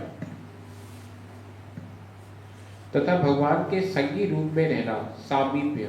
समीप बोलता किसी के समीप रहना, या भगवान के आसपास ही आप रहेंगे, ठीक है। कुछ आपको ऐसे पोस्ट मिलेगा सूची भगवान का चामर, आसपास ही रहेंगे। बहुत लोग चाहता है ना, बहुत लोग चाहते हैं कि हम आसपास ही रहेंगे, हम गुरु महाराज के पास में रहना है, गुरु महाराज के पास ही रहेंगे कुछ ऐसे। हाँ, यस। भक्त भौतिक इंद्रिय तृप्ति को तो ठुकराता ही है, वह 5 प्रकार की मुक्तियों में से भी किसी प्रकार की मुक्ति की कामना नहीं करता। वह भगवान की प्रेममयी सेवा करने से ही संतुष्ट रहता है। यह शुद्ध भक्ति का लक्षण है। लक्षण है, ठीक है मनीष प्रभु, ये लक्षण है, दीज आर लक्षण, characteristics of devotional service. Sorry, बोलिए आगे। श्रीमद् भागवत में आए कपिल देव के उपर्युक्त कथन में शुद्ध भक्त की वास्तविक स्थिति का वर्णन हुआ है और भक्ति के प्रारंभिक लक्षणों को भी परिभाषित किया गया है। भक्ति के अन्य लक्षणों का वर्णन श्रील रूप गोस्वामी ने विभिन्न शास्त्रों के साक्ष्य समेत किया है। उनके अनुसार शुद्ध भक्ति के 6 लक्षण होते हैं जो निम्नलिखित हैं। Okay, very important. 6 लक्षण ऑफ शुद्ध भक्ति। नंबर 1, शुद्ध भक्ति समस्त प्रकार के भौतिक क्लेश से अविलंब राहत देती है। ठीक है, क्लेशाग्नि, क्लेश अग्नि माने क्लेश खत्म हो जाएगा। प्रभु जी नहीं, हमने देखा बहुत भक्तों को कैंसर आता है, ठीक है, वो शारीरिक क्लेश होगा, शरीर का आएगा, लेकिन आत्मा का क्लेश से रहित हो जाएगा। जब भक्ति में आ जाता है तो व्यक्ति को मालूम हो जाता है जो भक्ति में एक्चुअली है कि ये सब तो आते रहेगा, लेकिन जो भवसागर जन्म मृत्यु जरा व्याधि का क्लेश है, इससे तो मैं निकल गया। बस इसे लगे रहना चाहिए, बस लगे रहो। या क्लेश का डेफिनेशन और कैसे देंगे प्रभु? क्लेश का मतलब जन्म मृत्यु जरा व्याधि, भवसागर का क्लेश। छोटा लंबा लॉन्ग रन क्लेश, छोटा मोटा क्लेश क्या है, ये शारीरिक थोड़ा कुछ सर्दी खांसी कैंसर वंसर सब हो गया, लेकिन ये तो जस्ट इस शरीर का कोटि शरीर ले चुके हम लोग। यहाँ से निकलना, ये जो घूम रहा है इससे निकलना, वही है क्लेश से निवारण। तो इसीलिए क्या लिखा है, पहला लक्षण क्या है, क्लेश अग्नि माने मुक्त, उससे रहित, क्लेशों से रहित।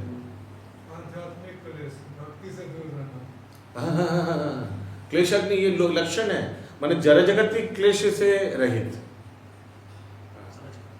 जड़ जगत मीन्स अगेन उसका भी डेफिनेशन शारीरिक नहीं, क्योंकि शारीरिक क्लेश भक्तों को भी आता है, हाँ, लेकिन ये जन्म मृत्यु जरा व्याधि चक्र से बाहर, ये तो कम से कम मालूम हो गया व्यक्ति को।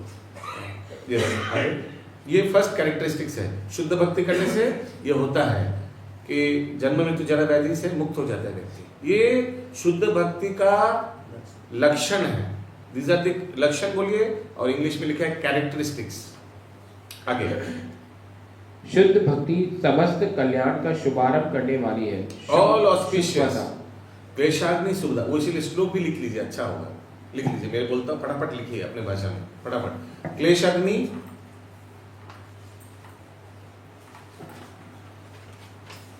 सुभदा, सुभदा क्लेश अग्नि सुभदा मोक्ष, ये पहला लाइन है श्लोक का। क्लेशाग्नि सुभदा मोक्ष। नेक्स्ट लाइन, लघुता कृत सुदुर्लभ। लघुदा लघुता ताती लघुता लघुता हाँ, लघुता तो है। कृत क्या टी, सुदुर्लभ। लघुदा कृत कृत सुदुर्लभ। सुदुर्लभ सुविधा के बाद सुविधा। सुविधा सुविधा सुसमुगा मोक्ष मोक्ष। क्लेशाग्नि सुभदा मोक्ष, वो पहला लाइन। फटाफट लिखिए फटाफट। फिर नेक्स्ट लाइन है लघुता कृत सुदुर्लभ। हो गया। थर्ड लाइन, सांद्रानंदा विशेष आत्मा।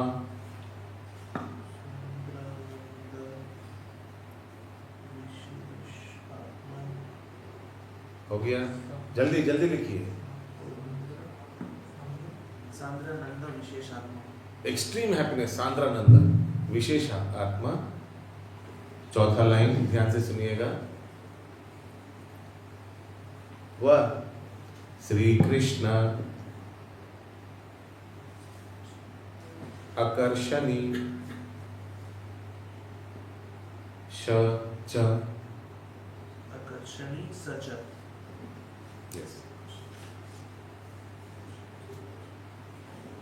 चलिए हम बोल रहे हैं, फिर से बोलिए। क्लेशाग्नि सुभदा मोक्ष, लघुता कृत सुदुर्लभ, सांद्रानंद विशेषात्मा, श्री कृष्ण आकर्षणी च। अभी तक क्या हो गया हम लोग का? क्लेशाग्नि हो गया, क्लेशाग्नि। फिर क्या है? Subhada, all auspicious. सुभदा सब मंगलमय है। भक्ति में आने से एवरीथिंग इज ऑस्पिशियस। यस। शुद्ध भक्ति स्वतः दिव्य आनंद प्रदान करने वाली है। सानंद्र आनंद विशेषात्मा। ओ पहला वो दे दिया। कहाँ है आप? 2 नंबर दिया आपने? 2 नंबर पढ़ रहा है क्या?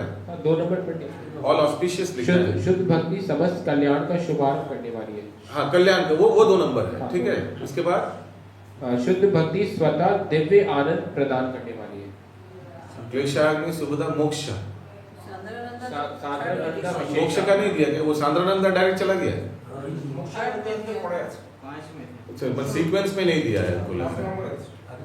ठीक है, आगे पीछे दिया है। ठीक है, वही 10 नाम अपराध में है ना, 5 आप 6 वाला बंगाली में ऊपर नीचे है।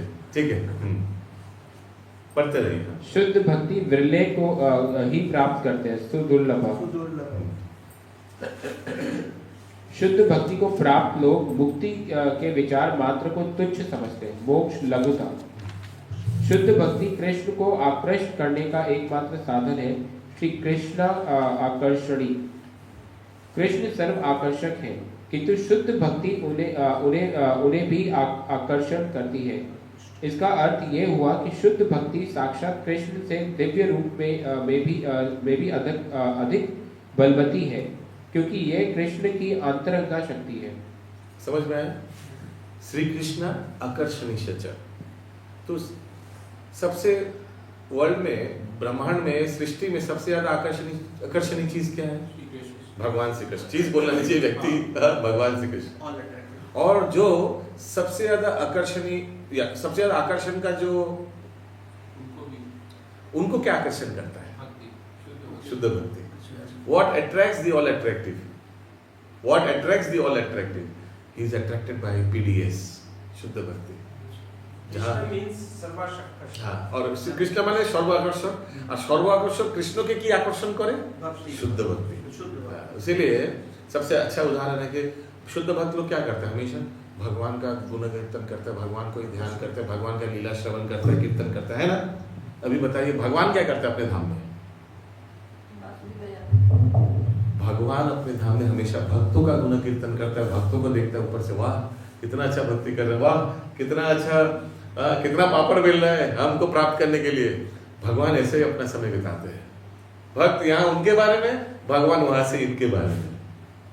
टाइम है एक्चुअली हम लोग का थोड़ा जल्दी जल्दी हो गया, इसीलिए हम प्रवेश की आज इंट्रोडक्शन था तो एक छोटा बता ही देते हैं यार। ये मेरा फेवरेट है, ये भक्तमाल एक ग्रंथ है, नाम सुना है भक्तमाल ग्रंथ में? सब भक्तों का उधर जीवनी आता है, उसमें हरिपाल जी का एक कहानी आता है बहुत सुंदर। नाभाजी इस ग्रंथ को लिखा है, हरिपाल जी का। हाँ सुना है आपने नाम? वह हरिपाल जी का एक कहानी आता है। तो ये एक्चुअली रुक्मिणी द्वारकाधीश भगवान का ये लीला है। आपने सुना है? नहीं सुना है? तो रुक्मिणी द्वारकाधीश भगवान, तो ये हरिपाल जी नामक एक भक्त था। मैं जल्दी जल्दी बता दे रहा हूँ। ये हर एक भक्त कुछ स्पेशलिटी, कोई कीर्तन में, कोई कुकिंग में, तो अलग अलग अलग सेवाओं से। ये वैष्णव सेवा में प्रसिद्ध था, धनी था। कोई भी उसके गांव में आता था, कोई भी वैष्णव मंडली, सबको बुलाकर अपने घर में रहना, उनका भोजन, सब कुछ, उनका देखभाल, सब कुछ करता था। ये इसी में उनका रुचि था, ऐसे करते रहता था। करते करते करते करते इतना सेवा करता था मंडली में, तो फिर आस्ते आस्ते धन संपत्ति आस्ते आस्ते कम होने लगा। फिर भी वो सेवा से रहित नहीं, कभी भी आएगा निसंकोच एकदम छाती फैलाकर सब, हाँ आ जाइए, सब आ जाइए। नहीं हम लोग 10,000 लोग, हाँ ठीक है आ जाइए, नो प्रॉब्लम, आ जाइए, बिना परवाह कर। ऐसे ऐसे करके धन खत्म हो गया, आस्ते आस्ते धन खत्म हो गया। फिर क्या हुआ, उनका वाइफ चेतावनी देता, मत बुलाओ ना, कुछ है ही नहीं, हाँ क्या खिलाओगे ऐसे। तो फिर आस्ते आस्ते हरिपाल जी चोरी करने लगे। लेकिन चोरी करता था गाँव गाँव में रात को, लेकिन चोरी करके भगवान का वैष्णवों को सेवा में ही लगाता था पैसा, ऐसा नहीं कि इंद्र तृप्ति करता था। तो एक रात की बात है कि वो चोरी कर रहा था किसी के घर पे, और चोरी करते करते थोड़ा आवाज हो गया।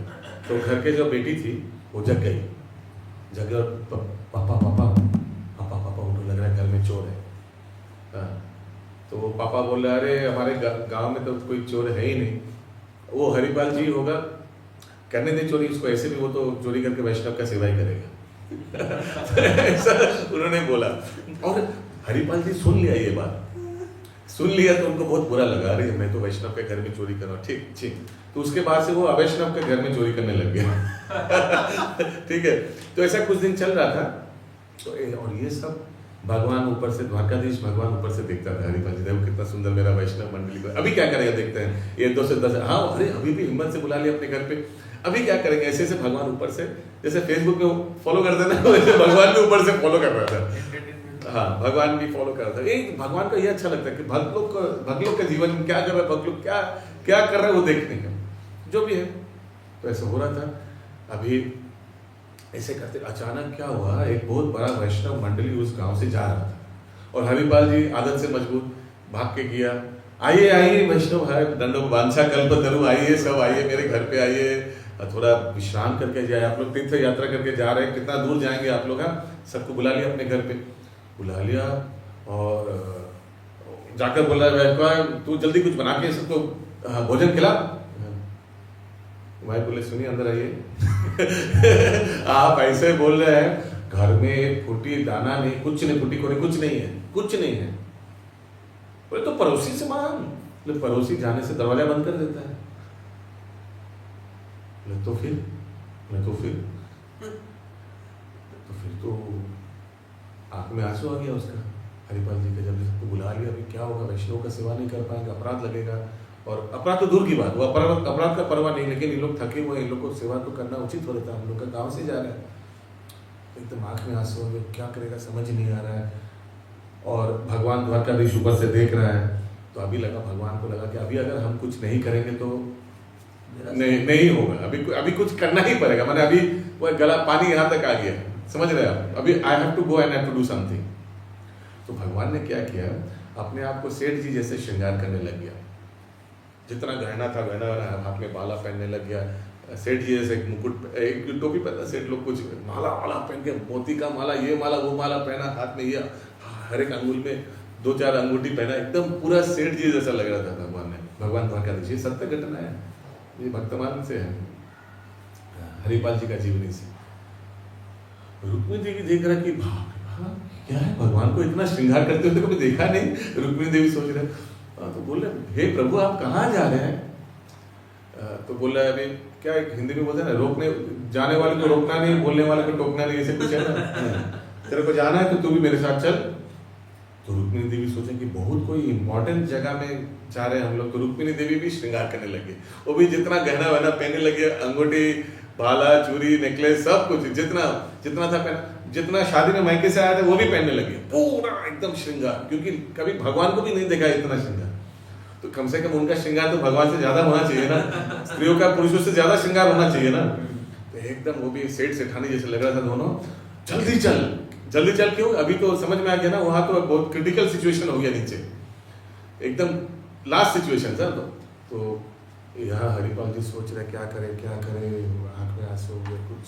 इधर सब वैष्णव मंडली बैठे हुए हैं, हाथ मुंह धोकर अभी प्रसाद ग्रहण करने के लिए यहाँ सब आसन में बैठेंगे।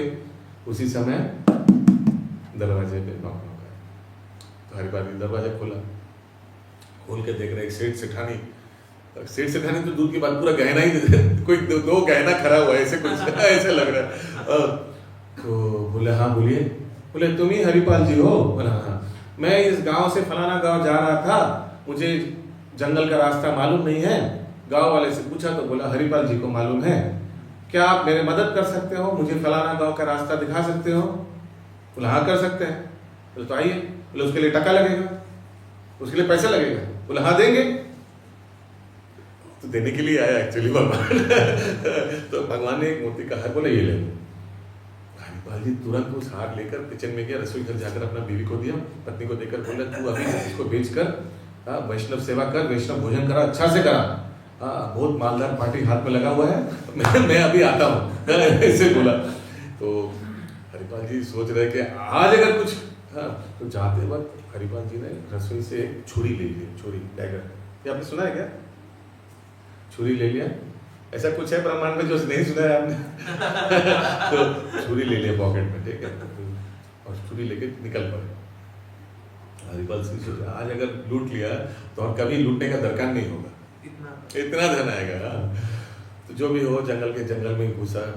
ऐसे रुक्मिणी देवी सोच रहे हैं प्रभु हमको जंगल में दिखाने ले आया क्या? इतना श्रृंगार किया, क्या प्रभु का क्या उद्देश्य है?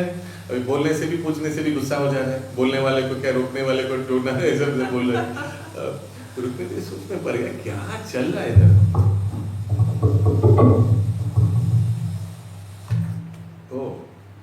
तो फिर जंगल के प्रवेश किया। रुक्मिणी देवी सोच रहे इतना श्रृंगार बेकार किया, जंगल से इतना झाड़ी वारी कांटा वाटा कहाँ से हम लोग जा रहे हैं। ठीक है प्रभु का इच्छा है, जरूर कुछ रोमांचक जगह में ले जाएंगे कुछ। तो चल रहा जंगल के रास्ते से, आगे हरिपाल जी, पीछे रुक्मिणी द्वारकाधीश जी। हरिपाल जी को विश्वास ही नहीं हो रहा है, सोच रहा मैं सपना देख रहा हूँ क्या? ऐसा तो नहीं सपना देख रहा हूँ, सपना देखने नहीं आता हूँ ना, ऐसे करके कर रहा है। और फिर बार बार पीछे मुड़ के देख रहा है। रुक्मिणी देवी को शक हुआ, जरूर दाल में कुछ काला है। बोल रहा है तू पीछे मुड़ के क्यों देख रहा है? हाँ नहीं माते, मैं नहीं माते, ठीक है ऐसे। जब जंगल के बीच, एकदम घना जंगल के बीच में गया तो हरिपाल जी डैगर निकाला, छुरी निकाला और बोला है जल्दी, कितना घना है सब नीचे उतार, तो मार दूंगा, अभी मार दूंगा, गला काट दूंगा। बोलकर अपना पगड़ी खोला, हरिपाल जी उसको जमीन पे बिछा दिया, तो बोला सब इधर गाना जितना है सब रखो। ये सुनकर तुरंत द्वारकाधीश जी सब खोलने लगे और सब खोल के देने लग गया। रुक्मिणी देवी तो गुस्से में खड़ा है, वो लाल हो गए, एकदम गुस्से में खड़ा है। और उनको और आश्चर्य लग रहा है कि भगवान जिनसे डरते हैं वो इस सामान्य व्यक्ति से डर रहे हैं, और सब गहना खोल के दे भी दिया। हाँ, और दे भी दिया सब, जितना माला वाला अंगूठी सब खोल के दे दिया। और फिर बोला है तू भी दे। रुक्मिणी देवी को बोले तू भी दे, सब। रुक्मिणी देवी सोच रहे हो क्या रहा है इधर, व्हाट इज हैपनिंग है, व्हाट नॉनसेंस इज हैपनिंग है। सब दे भी दे रहे हैं और क्या हो रहा है। तो रुक्मिणी देवी भी प्रभु का आदेश है, स्वामी का आदेश है, तो आस्ते आस्ते गहरा बिना पूछे कुछ भी नहीं सकते हैं, नहीं तो अभी डांट लगेगा। तो सब आस्ते आस्ते खोल के, मैंने अनिच्छा शब्द आस्ते आस्ते सब खोल के, जल्दी खोल, हरिपाल जी बोले जल्दी खोल सब। फिर देवी फटाफट सब कुछ खोला, अंगूठी जितना था, एक छोटा उंगली का अंगूठी था जो खुल नहीं रहा था। अभी तो होता ना कभी कभी टाइट हो गया, खुल नहीं रहा है। तो हरिपाल जी ने क्या किया, हद कर दिया, रुक्मिणी देवी का हाथ पकड़ा और दूसरे हाथ से वो अंगूठी खींच के निकाला। रुक्मिणी देवी को ये इतना गुस्सा आया, वो श्राप देने गया। हरिपाल जी जैसे श्राप देने गया तो द्वारकाधीश बोले, महाते श्राप मत देना, ये मेरा भक्त है, वैष्णव सेवा करेगा, श्राप मत देना। तो रुक्मिणी देवी फिर अपने आप को संभाल ली, ठीक है, जो भी हो। हरिपाल जी तो उनका तो लॉटरी लग गया, तुरंत उसको पोटली बांधा और फिर भी चलने लगा, जाओ उधर से चले आओ, वो फलाना गाँव, ठीक है बोलकर चलने लगा। तो भगवान सोच रहे, अरे इतना माता बच्चे क्या आया, गहना वहना पहना, और ये इसको मालूम ही नहीं कि मैं कौन हूँ। कैसा लगेगा ना, अधूरा रह गया पूरा। मैं पहली बार कब से, मैं कितना साल से फेसबुक में फॉलो कर रहा हूँ, अभी फाइनली उसको मिला तो उसको पता भी नहीं चला कि मैं कौन हूँ ना, तो चीज अधूरा रह जाएगा ना। तो फिर जब जाने लगा हरिपाल जी, भगवान सोचा बोलो क्या, हरिपाल पूछी बोली दे। हरिपाल जब घूरा तो देखा साक्षात रुक्मिणी द्वारकाधीश जी की, तो साक्षात दर्शन दिया भगवान ने उन दोनों को, उनको भगवान रुक्मिणी द्वारकाधीश दर्शन दिया। दर्शन करके तो तुरंत हरिपाल दंडवत प्रणाम, हे प्रभु मैंने क्या किया, मेरा जीवन का जो लक्ष्य है उनको मैंने लूटा, क्षमा कर दीजिए प्रभु, ये लीजिए पोटली, ये लीजिए माथे आपका घना, मैं तो हद ही कर दिया, आपका हाथ पकड़ के ऐसे, क्षमा कर दीजिए प्रभु, बहुत बड़ा गलती हो गया, क्षमा कर दीजिए। भगवान बोले नहीं हरिपाल, मेरे को सब कुछ मालूम है। क्या मालूम है प्रभु आपको? तेरे को मालूम नहीं, मैं कब से तेरे को फॉलो कर रहा हूँ, मेरे को सब कुछ मालूम, तू वैष्णव सेवा करता हमको मालूम है, तो ये सब धन लूट ले, कुछ नहीं, हमको देने का दरकार नहीं, ले तू। बोले नहीं प्रभु मैंने, बोला अबे तू तो वैष्णव सेवा करेगा। बोले प्रभु अगर वैष्णव लोग को पता चल गया ना कि मैं आपको लूट के वैष्णव सेवा कर रहा हूँ तो कभी वैष्णव सेवा ग्रहण नहीं करेगा। हाँ प्रभु ले लो, प्रभु प्लीज क्षमा कर दिए। बोले नहीं मैं बोल रहा हूँ, ले लो तो फिर हरिपाल क्या करे, प्रभु का आज्ञा है ले लेने का, तो फिर ले लेते हैं। तो हरिपाल कुछ मांगो, क्या मांगो प्रभु, आपका दर्शन मिल गया, पूरा जीवन धन्य हो गया, कुछ नहीं चाहिए प्रभु, आप बहुत बहुत धन्यवाद। मेरा बोला हरिपाल मैं कब से तेरे को, कितना भजन कीर्तन, कितना कठोर परिस्थिति में भी तूने वैष्णव सेवा छोड़ा नहीं, मैं बहुत फॉलो कर रहा हूँ। वैसे ही बोला भगवान ने, कुछ तो मांग, मेरे को अच्छा लगा। बोला हे प्रभु अगर कुछ देना है तो मेरा पत्नी को भी आप दर्शन दीजिए, क्योंकि उन्हीं के कृपा से, उन्हीं की सविधता से एक्चुअली मैं वैष्णवों का सेवा कर पाया, तो कृपया मेरे गांव में आइए, पत्नी को दर्शन दीजिए। बोला हाँ जाएंगे। तो फिर रुक्मिणी द्वारकाधीश जी उनके गांव में गए, सिर्फ पत्नी को नहीं पूरा गांववासी को दर्शन दिया। अरे वो ये होता है भक्तों का संगत, ये होता है वैष्णवों का प्रभाव। तो कहाँ से ये स्टोरी बताया था, क्या टॉपिक चल रहा था हरिपाल का? भगवान फॉलो करते हैं, हाँ श्री कृष्ण आकर्षण से चल। तो जैसे भगवान को भक्त लोग आकर्षित हो जाते हैं भगवान के प्रति, भगवान की लीलाओं के प्रति, भगवान भी भक्तों की लीला के प्रति आकर्षित होते हैं, भक्तों को फॉलो करते हैं। उसी प्रसंग में मैंने ये हरिपाल जी का बताया। ठीक है, हरिपाल जी की तो कौन से बुक से? भक्तमाल। बहुत फेमस बुक है भाई, नाभा जी, वैष्णव परंपरा में आता है। भक्तमाला ये गौरी मठ में मिलेगा, तो ये गौरी मठ में नहीं, सॉरी ये गीता प्रेस में मिलेगा, ये बुक हिंदी में है, भक्तमाला। हरे कृष्ण। या कंटिन्यू प्रभु दिकेश को पढ़िए आगे। भौतिक क्लेश से राहत, क्लेश ये आपका पेन था क्या? आपका पेन है क्या? मैं दे दूंगा। क्लेश ग्रहण। तो भगवत गीता में भगवान कहते हैं कि मनुष्य को चाहिए कि वह अन्य सारे कार्यों को त्याग कर उनकी शरण में आए जाए। सो अभी ये 6 लक्षण का पहला लक्षण के बारे में आलोचना चल रहा है। क्लियर है? क्या है? क्लेशाग्नि। वहीं भगवान यह भी वचन देते हैं कि वह शरणागत जीवों को सारे पाप कर्मों के फल से बचाएंगे। श्री रूप गोस्वामी कहते हैं कि पाप कर्मों से जो कष्ट उत्पन्न होते हैं वे स्वयं वर्तमान पापों तथा विगत जीवन में हमारे द्वारा किए गए पापों दोनों के ही कारण होते हैं।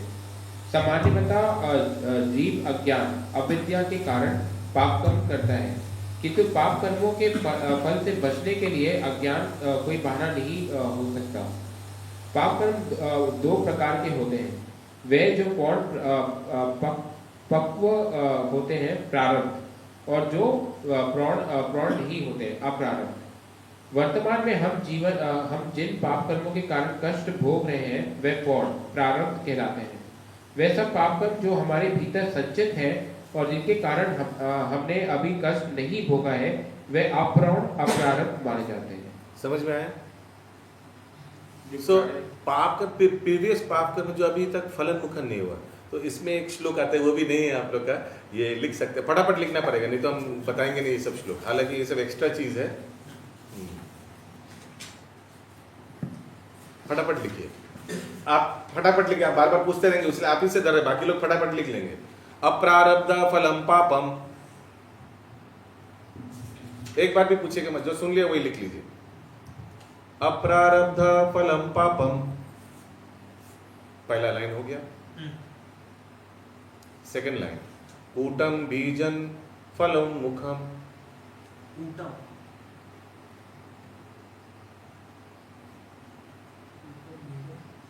फलोन्मुखम, मैंने फल अभी मिलने ही वाला है पिटाई, फलोन्मुखम।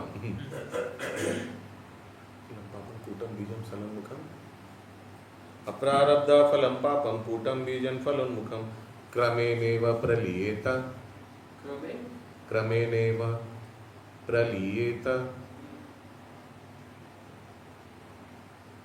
चौथा लाइन, विष्णु भक्ति रतात्मना,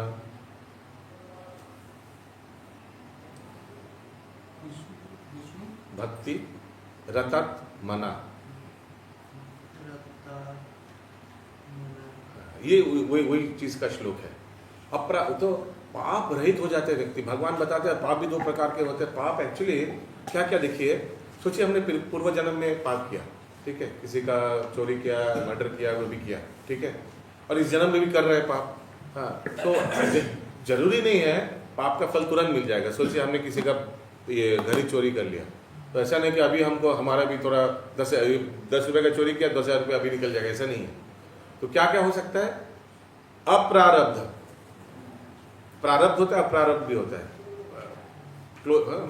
अप्रारब्ध फलम पापम कूटम बीजन फलोन्मुखम, कूट छोटा, अभी तक 55 नहीं हुआ, अभी सोचिए पाप किया, अभी पाप का जस्ट बीज बोधा, ये पाप हो सकता है कि 10 जन्म बाद इसका पिटाई मिलेगा, ऐसे भी हो सकता है ना। तो अभी बीज रूप में है, फिर आस्ते आस्ते बीज कुटम बीजन फलोन्मुखम, फल कुट बीज फलोन्मुखम, माने 55 हो गया, अभी फलोन्मुखम, अभी मिलने वाला है, अभी रास्ते में मिलेगा पिटाई। हाँ वो सब, लेकिन क्या हो, क्रमे नहीं वह प्रलय, जितना भी तरह का पाप है विष्णु भक्ति पूरा एकदम खत्म हो जाता है, क्रमे नहीं, आस्ते आस्ते सब खत्म हो जाता है। क्यों, कब खत्म हो जाता है? विष्णु भक्ति रहता, जब हम लोग विष्णु भगवान विष्णु का भक्ति करते हैं। हरि वो जितना तरह का पाप है, पिछले जन्म, ये जन्म, वो जन्म, सबका आस्ते आस्ते आस्ते क्रमे नहीं वह खत्म हो जाता है। इतना पावरफुल है भगवान विष्णु का भजन कीर्तन। तो वो प्रारब्ध का मतलब यही होता है ना, past life Karma, past life प्रारब्ध। अप्रारब्ध मीन्स अभी जो किया, अभी जो गड़बड़ किया, मैंने इसी लाइफ में या इसी दौरान जो किया, वर्तमान। प्रारब्ध मतलब हो गया पुराना, और अप्रारब्ध मतलब अभी न्यू, प्रेजेंटली। वर्तमान में हम जिन पाप कर्मों के कारण कष्ट भोग रहे हैं वे प्रौढ़ प्रारब्ध कहलाते हैं। वे सब पाप कर्म जो हमारे भीतर संचित हैं और जिनके लिए हमने अभी कष्ट नहीं भोगा है अप्रौढ़ अप्रारब्ध माने जाते हैं। अप्रारब्ध प्रारब्ध, ठीक है, पास्ट एंड प्रेजेंट, वर्तमान। उदाहरणतः हो सकता है कि किसी मनुष्य ने अपराध किए हो, किंतु वे अभी तक उसके लिए बंदी ना बनाया गया हो, किंतु जो ही उसका पता चल जाएगा त्यों ही वह बंदी बना लिया जाएगा। इसी प्रकार हम अपने कथित पाए पाप कर्मों के द्वारा तो जरूरी नहीं है कि पता चल जाएगा, जब भी वो पता चल जाएगा तभी पिटाई होगा, हो सकता है कि पता चले ही ना, ऐसे भी होता है ना, बहुत पाप किया, उसके किसी को, गवर्नमेंट को, सरकार को पता ही नहीं चला। हाँ, तो क्या होगा? उस सरकार को पता नहीं चला तो क्या होगा, भगवान को तो पता चला। तो पिटाई कहाँ मिलता है? सरकार से भी मिल सकता है, दूसरे भूत से भी मिल सकता है, दूसरे भूत माने दूसरे जीवों से मिल सकता है, या दो जीवन के बीच में भी मिल सकता है, या आत्मा शरीर मिलकर। वो तो ज़्यादा डेंजर है वो तो छोड़ दीजिए, कौन सा, सभी डेंजर है। हाँ, तो यातना शरीर, मृत्यु के बाद यातना शरीर दिया जाएगा, यमालय में लिया जाएगा। और यातना शरीर क्यों देते हैं? क्योंकि पिटाई का सहन कर पाए, नहीं तो मर जाएगा। तो जब उसको सोचिए नॉनवेज खाने के लिए गर्म तेल में डाला जाएगा व्यक्ति को, तो वो तो 3-4 सेकंड के बाद ही मर जाएगा गर्म तेल में, लेकिन मरेगा नहीं, क्योंकि यातना। हाँ, आपको याद है? अरे ऐसे मजाक कर रहा हूँ। तो यही है यातना शरीर का खासियत। हाँ, तो पिटाई मिलते रहेगा उसका, जितना सोचिए 2500 मुर्गी खाया तो 2500 घंटा उसको तेल में रखेगा, फॉर एग्जाम्पल। एक मुर्गी के लिए 1 घंटा, तो 1 घंटा तो दूर की बात, तो 10 सेकंड में चला जाएगा, फ्राई हो जाएगा, लेकिन नहीं, मरेगा नहीं। आगे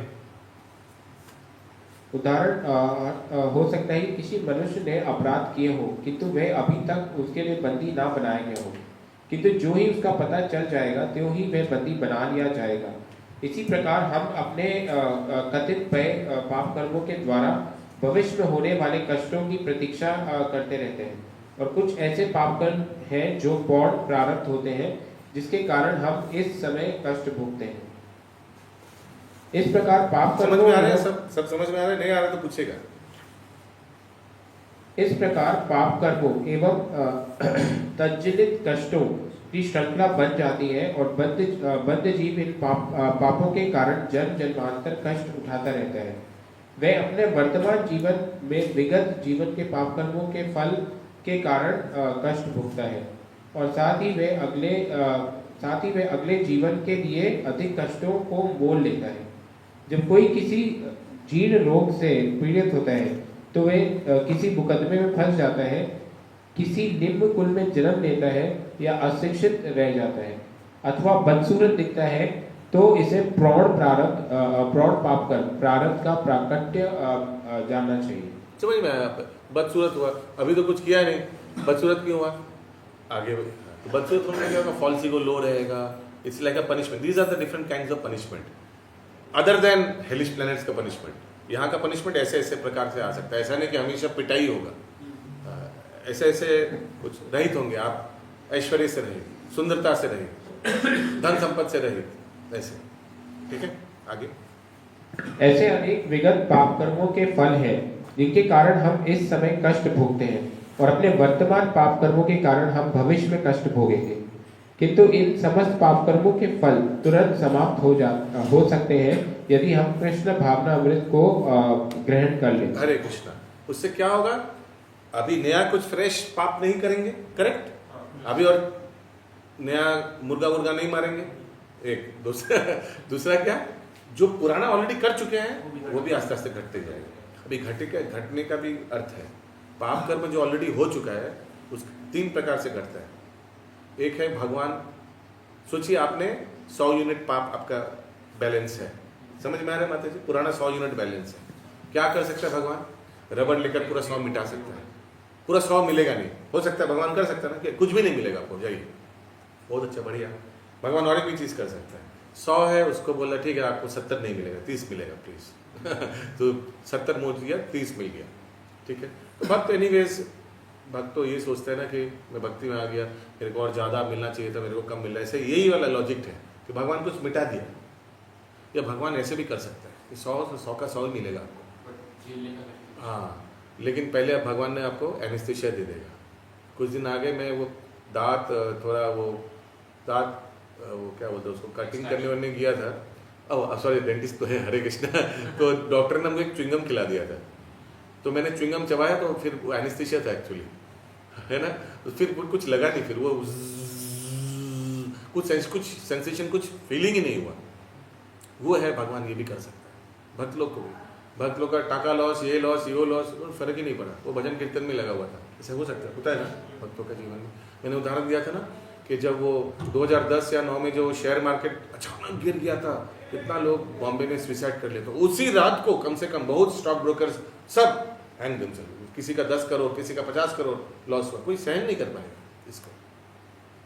लोग सोच रहे थे कर्जे में डूब गया ना, रातों रात कर्जे में डूब गया अभी तो। लेकिन भक्त लोग भी हुआ था ऐसे, भक्त लोग का भी हुआ, लेकिन उन लोग ऐसे वर्स्ट क्या होगा, सबसे ज़्यादा खराब सिचुएशन होगा, माला लीजिए गुरुदेव का और राधा कुंड में जाके बैठ जाइए प्रसाद तो मिलते ही रहेगा, भंडारा रखते रहता है, हाँ रहना वही है जब ठाकुर जी का माला, ठाकुर जी का नाम ही जब करना है। मैं बस सिचुएशन भक्त क्या करेगा, सब कुछ छोड़ छाड़ गया, कुछ सब चला गया तो यही करेगा, है ना।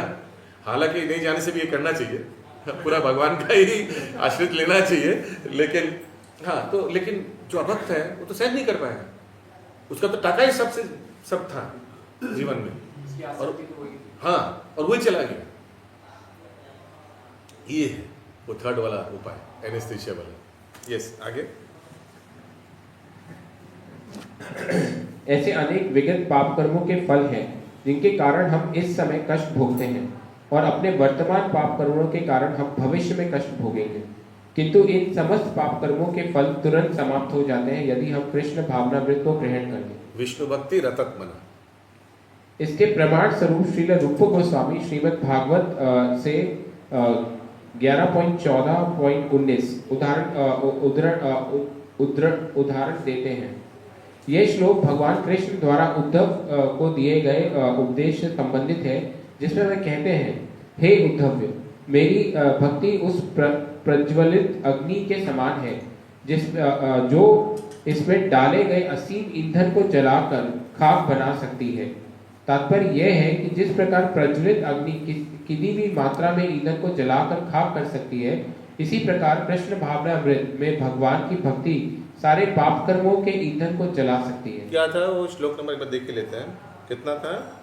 11.14.19 11.14.19 11। हाँ प्रभु 11। स्कंद 11 है ना? हाँ स्कंद 11। देवावती कपिल शिक्षा स्कंद 11 में नहीं आता है, शायद उद्धव जी को बोल रहे हैं।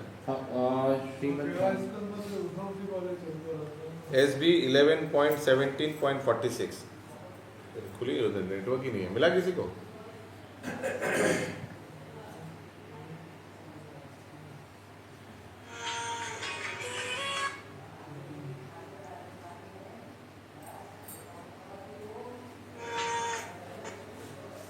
मैं नहीं खुल रहा है, आपको किसी का खोल रहा है?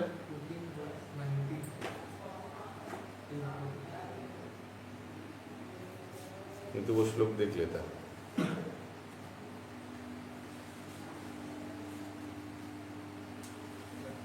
खुला किसी का? हाँ खुला। 11:17:46 ना? नहीं चेंज हो गया है। 11:14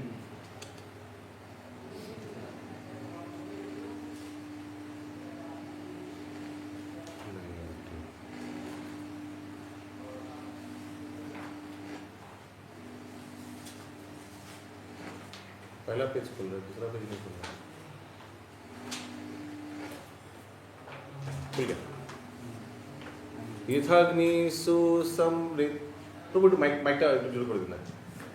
यथाग्नि सुसमृद्धार्चे यरो तेधाम सुभाष ससात तद्मात् तथामद विषया भक्तिर उद्धवाय नाम श्री कृष्ण सा।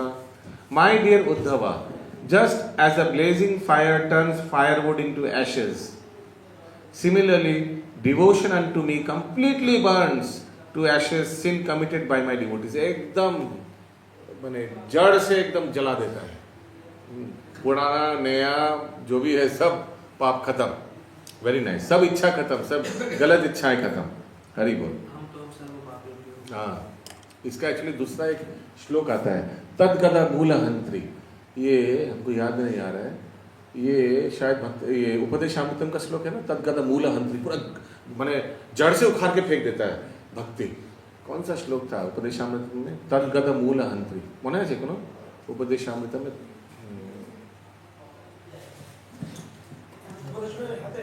अच्छा, लास्ट वाला लाइन है तद्गदा मूलहंत्री। तद्गदा मूलहंत्री, मूलहंत्री HNTRI। কিন্তু খুঁজতে হবে কোন শ্লোক খুঁজতে হবে গুগল বেস্ট हाँ 7 नंबर श्लोक हाँ 7 नंबर श्लोक हाँ सत्कृष्ण नाम हाँ सत्कृष्ण एवं पे गए हो जाए सत्कृष्ण नाम चरितादि सिताप्य विद्या पीतोपतप्त रसनस्य नरोचिकानु किंतु दारद अनुदिनं खलु सैवजुष्ट स्वाद्विक्रमत् भवति तद्गदमूलहन्त्री कृष्ण भक्ति गन्ने का जूस जैसा मीठा है लेकिन जिनको जॉन्डिस हुआ पांडु रोग माने जॉन्डिस हुआ उसको वो भी करवा लगेगा लेकिन उपाय क्या है पीते रहो और जब ये गन्ने का जूस करवा से मीठा लगेगा पांडु रोग वाले को तो पता चल जाना चाहिए कि मेरा पांडु रोग ठीक हो गया तो क्योंकि पांडु रोग को जड़ से उखाड़ के फेंक देते तद्गत मूल हंत्री जैसे हृदय में जो कामना वासना जो कोटि कोटि जन्म का है वो कृष्ण भक्ति तद्गत मूल हंत्री जैसे उखाड़ के सोचिए कुछ वृक्ष है ना सूची वृक्ष को ऊपर से काट दिया बरगद का वृक्ष होता है ना कभी कभी हमारा बिल्डिंग में भी पुराना बिल्डिंग है ना तो ऐसे करके कुछ 2-4 ऐसे निकल गया कहाँ से आ गया तो हम उसको बार बार ऐसे करके छोटा कर देते क्योंकि नहीं तो क्रैक कर देगा ना लेकिन देखते फिर से 2 दिन बाद आ जाते हैं क्यों इसलिए क्योंकि जड़ पड़ा हुआ है तो ऐसे मन में भी बहुत कामना वासना पड़ा हुआ है सोचिए हो सकता है कि हम लोग नॉनवेज बंद कर दिया 4 नियम पालन कर रहे हैं और सिगरेट तंबाकू मेरा एक समय बहुत स्मोकिंग करता था वो बंद हो गया लेकिन ऐसे भी हो सकता है कि कभी अगर सोचिए कोई दुकान के पास जा रहे हैं और कोई व्यक्ति ऐसे फेंक रहा है हाँ तो फिर एक गाना याद है कोई लौटा दे वो हो सकता है हो सकता है कि कहाँ वो दिन याद आ गया हो सकता है ना वो दिन याद आ गया जब हम अपने दोस्त के साथ छत पे बैठ के ऐसे करके स्मोकिंग करते थे हाँ क्या मिस कर रहा हूँ ऐसे आ सकता है क्योंकि वो जड़ से अभी तक उखाड़ा नहीं है लेकिन भक्ति में रहते रहते भक्ति का इतना शक्ति है कि वो स्मेल से घृणा आ जाएगा हाँ जैसे यमुनाचार्य बोलता है कि जब भी मैं सेक्स लाइफ के बारे में सोचता हूँ मुझे को थूक आई फील लाइक स्पिटिंग आता है ना यमुनाचार्य का श्लोक ऐसे अभी कुछ फर्क भी नहीं पड़ेगा अभी कहता है इनफैक्ट अभी सबको लगेगा अरे क्यों स्मोकिंग करता है क्यों अपना शरीर को नष्ट करता है हालांकि एक समय मैं भी उसमें था शामिल है ना ऐसा होता है तद्गतमूल हंत्री yes very nice thank you bro yes paragraph को खत्म कर दीजिए फटाफट हो गया ये श्लोक भगवान कृष्ण द्वारा उद्धव माइक ओ अच्छा माइक आप कर लीजिए मैंने सुनाई दे रहा है ठीक है नहीं एक्चुअली रिकॉर्डिंग के लिए रिकॉर्डिंग में थोड़ा साउंड आने से रिकॉर्ड अच्छा होगा हे उद्धव मेरी भक्ति उस प्रज्वलित अग्नि के समान है जिसमें इसमें डाले गए असीम ईंधन को जलाकर खाक बना सकती है तात्पर्य यह है कि जिस प्रकार प्रज्वलित अग्नि किसी भी मात्रा की ईंधन को जलाकर खाक कर सकती है उसी प्रकार कृष्ण भावनामृत में भगवान की भक्ति सारे पाप कर्मों के ईंधन को जला सकती है उदाहरण गीता में अर्जुन ने सोचा था कि युद्ध करना पाप कर्म है किंतु कृष्ण ने अपने आदेश से उसे युद्ध में प्रवृत्त किया जिसके कारण वह युद्ध भक्ति बन गया इसलिए अर्जुन को कोई पाप फल नहीं भोगना पड़ा हरि बोल ठीक है भक्तिरसामृत सिंधु की जय श्रील रूप गोस्वामी की जय श्रील प्रभुपाद की जय तो अभी हम लोग जो 4 मेमोरी श्लोक है वो एक बार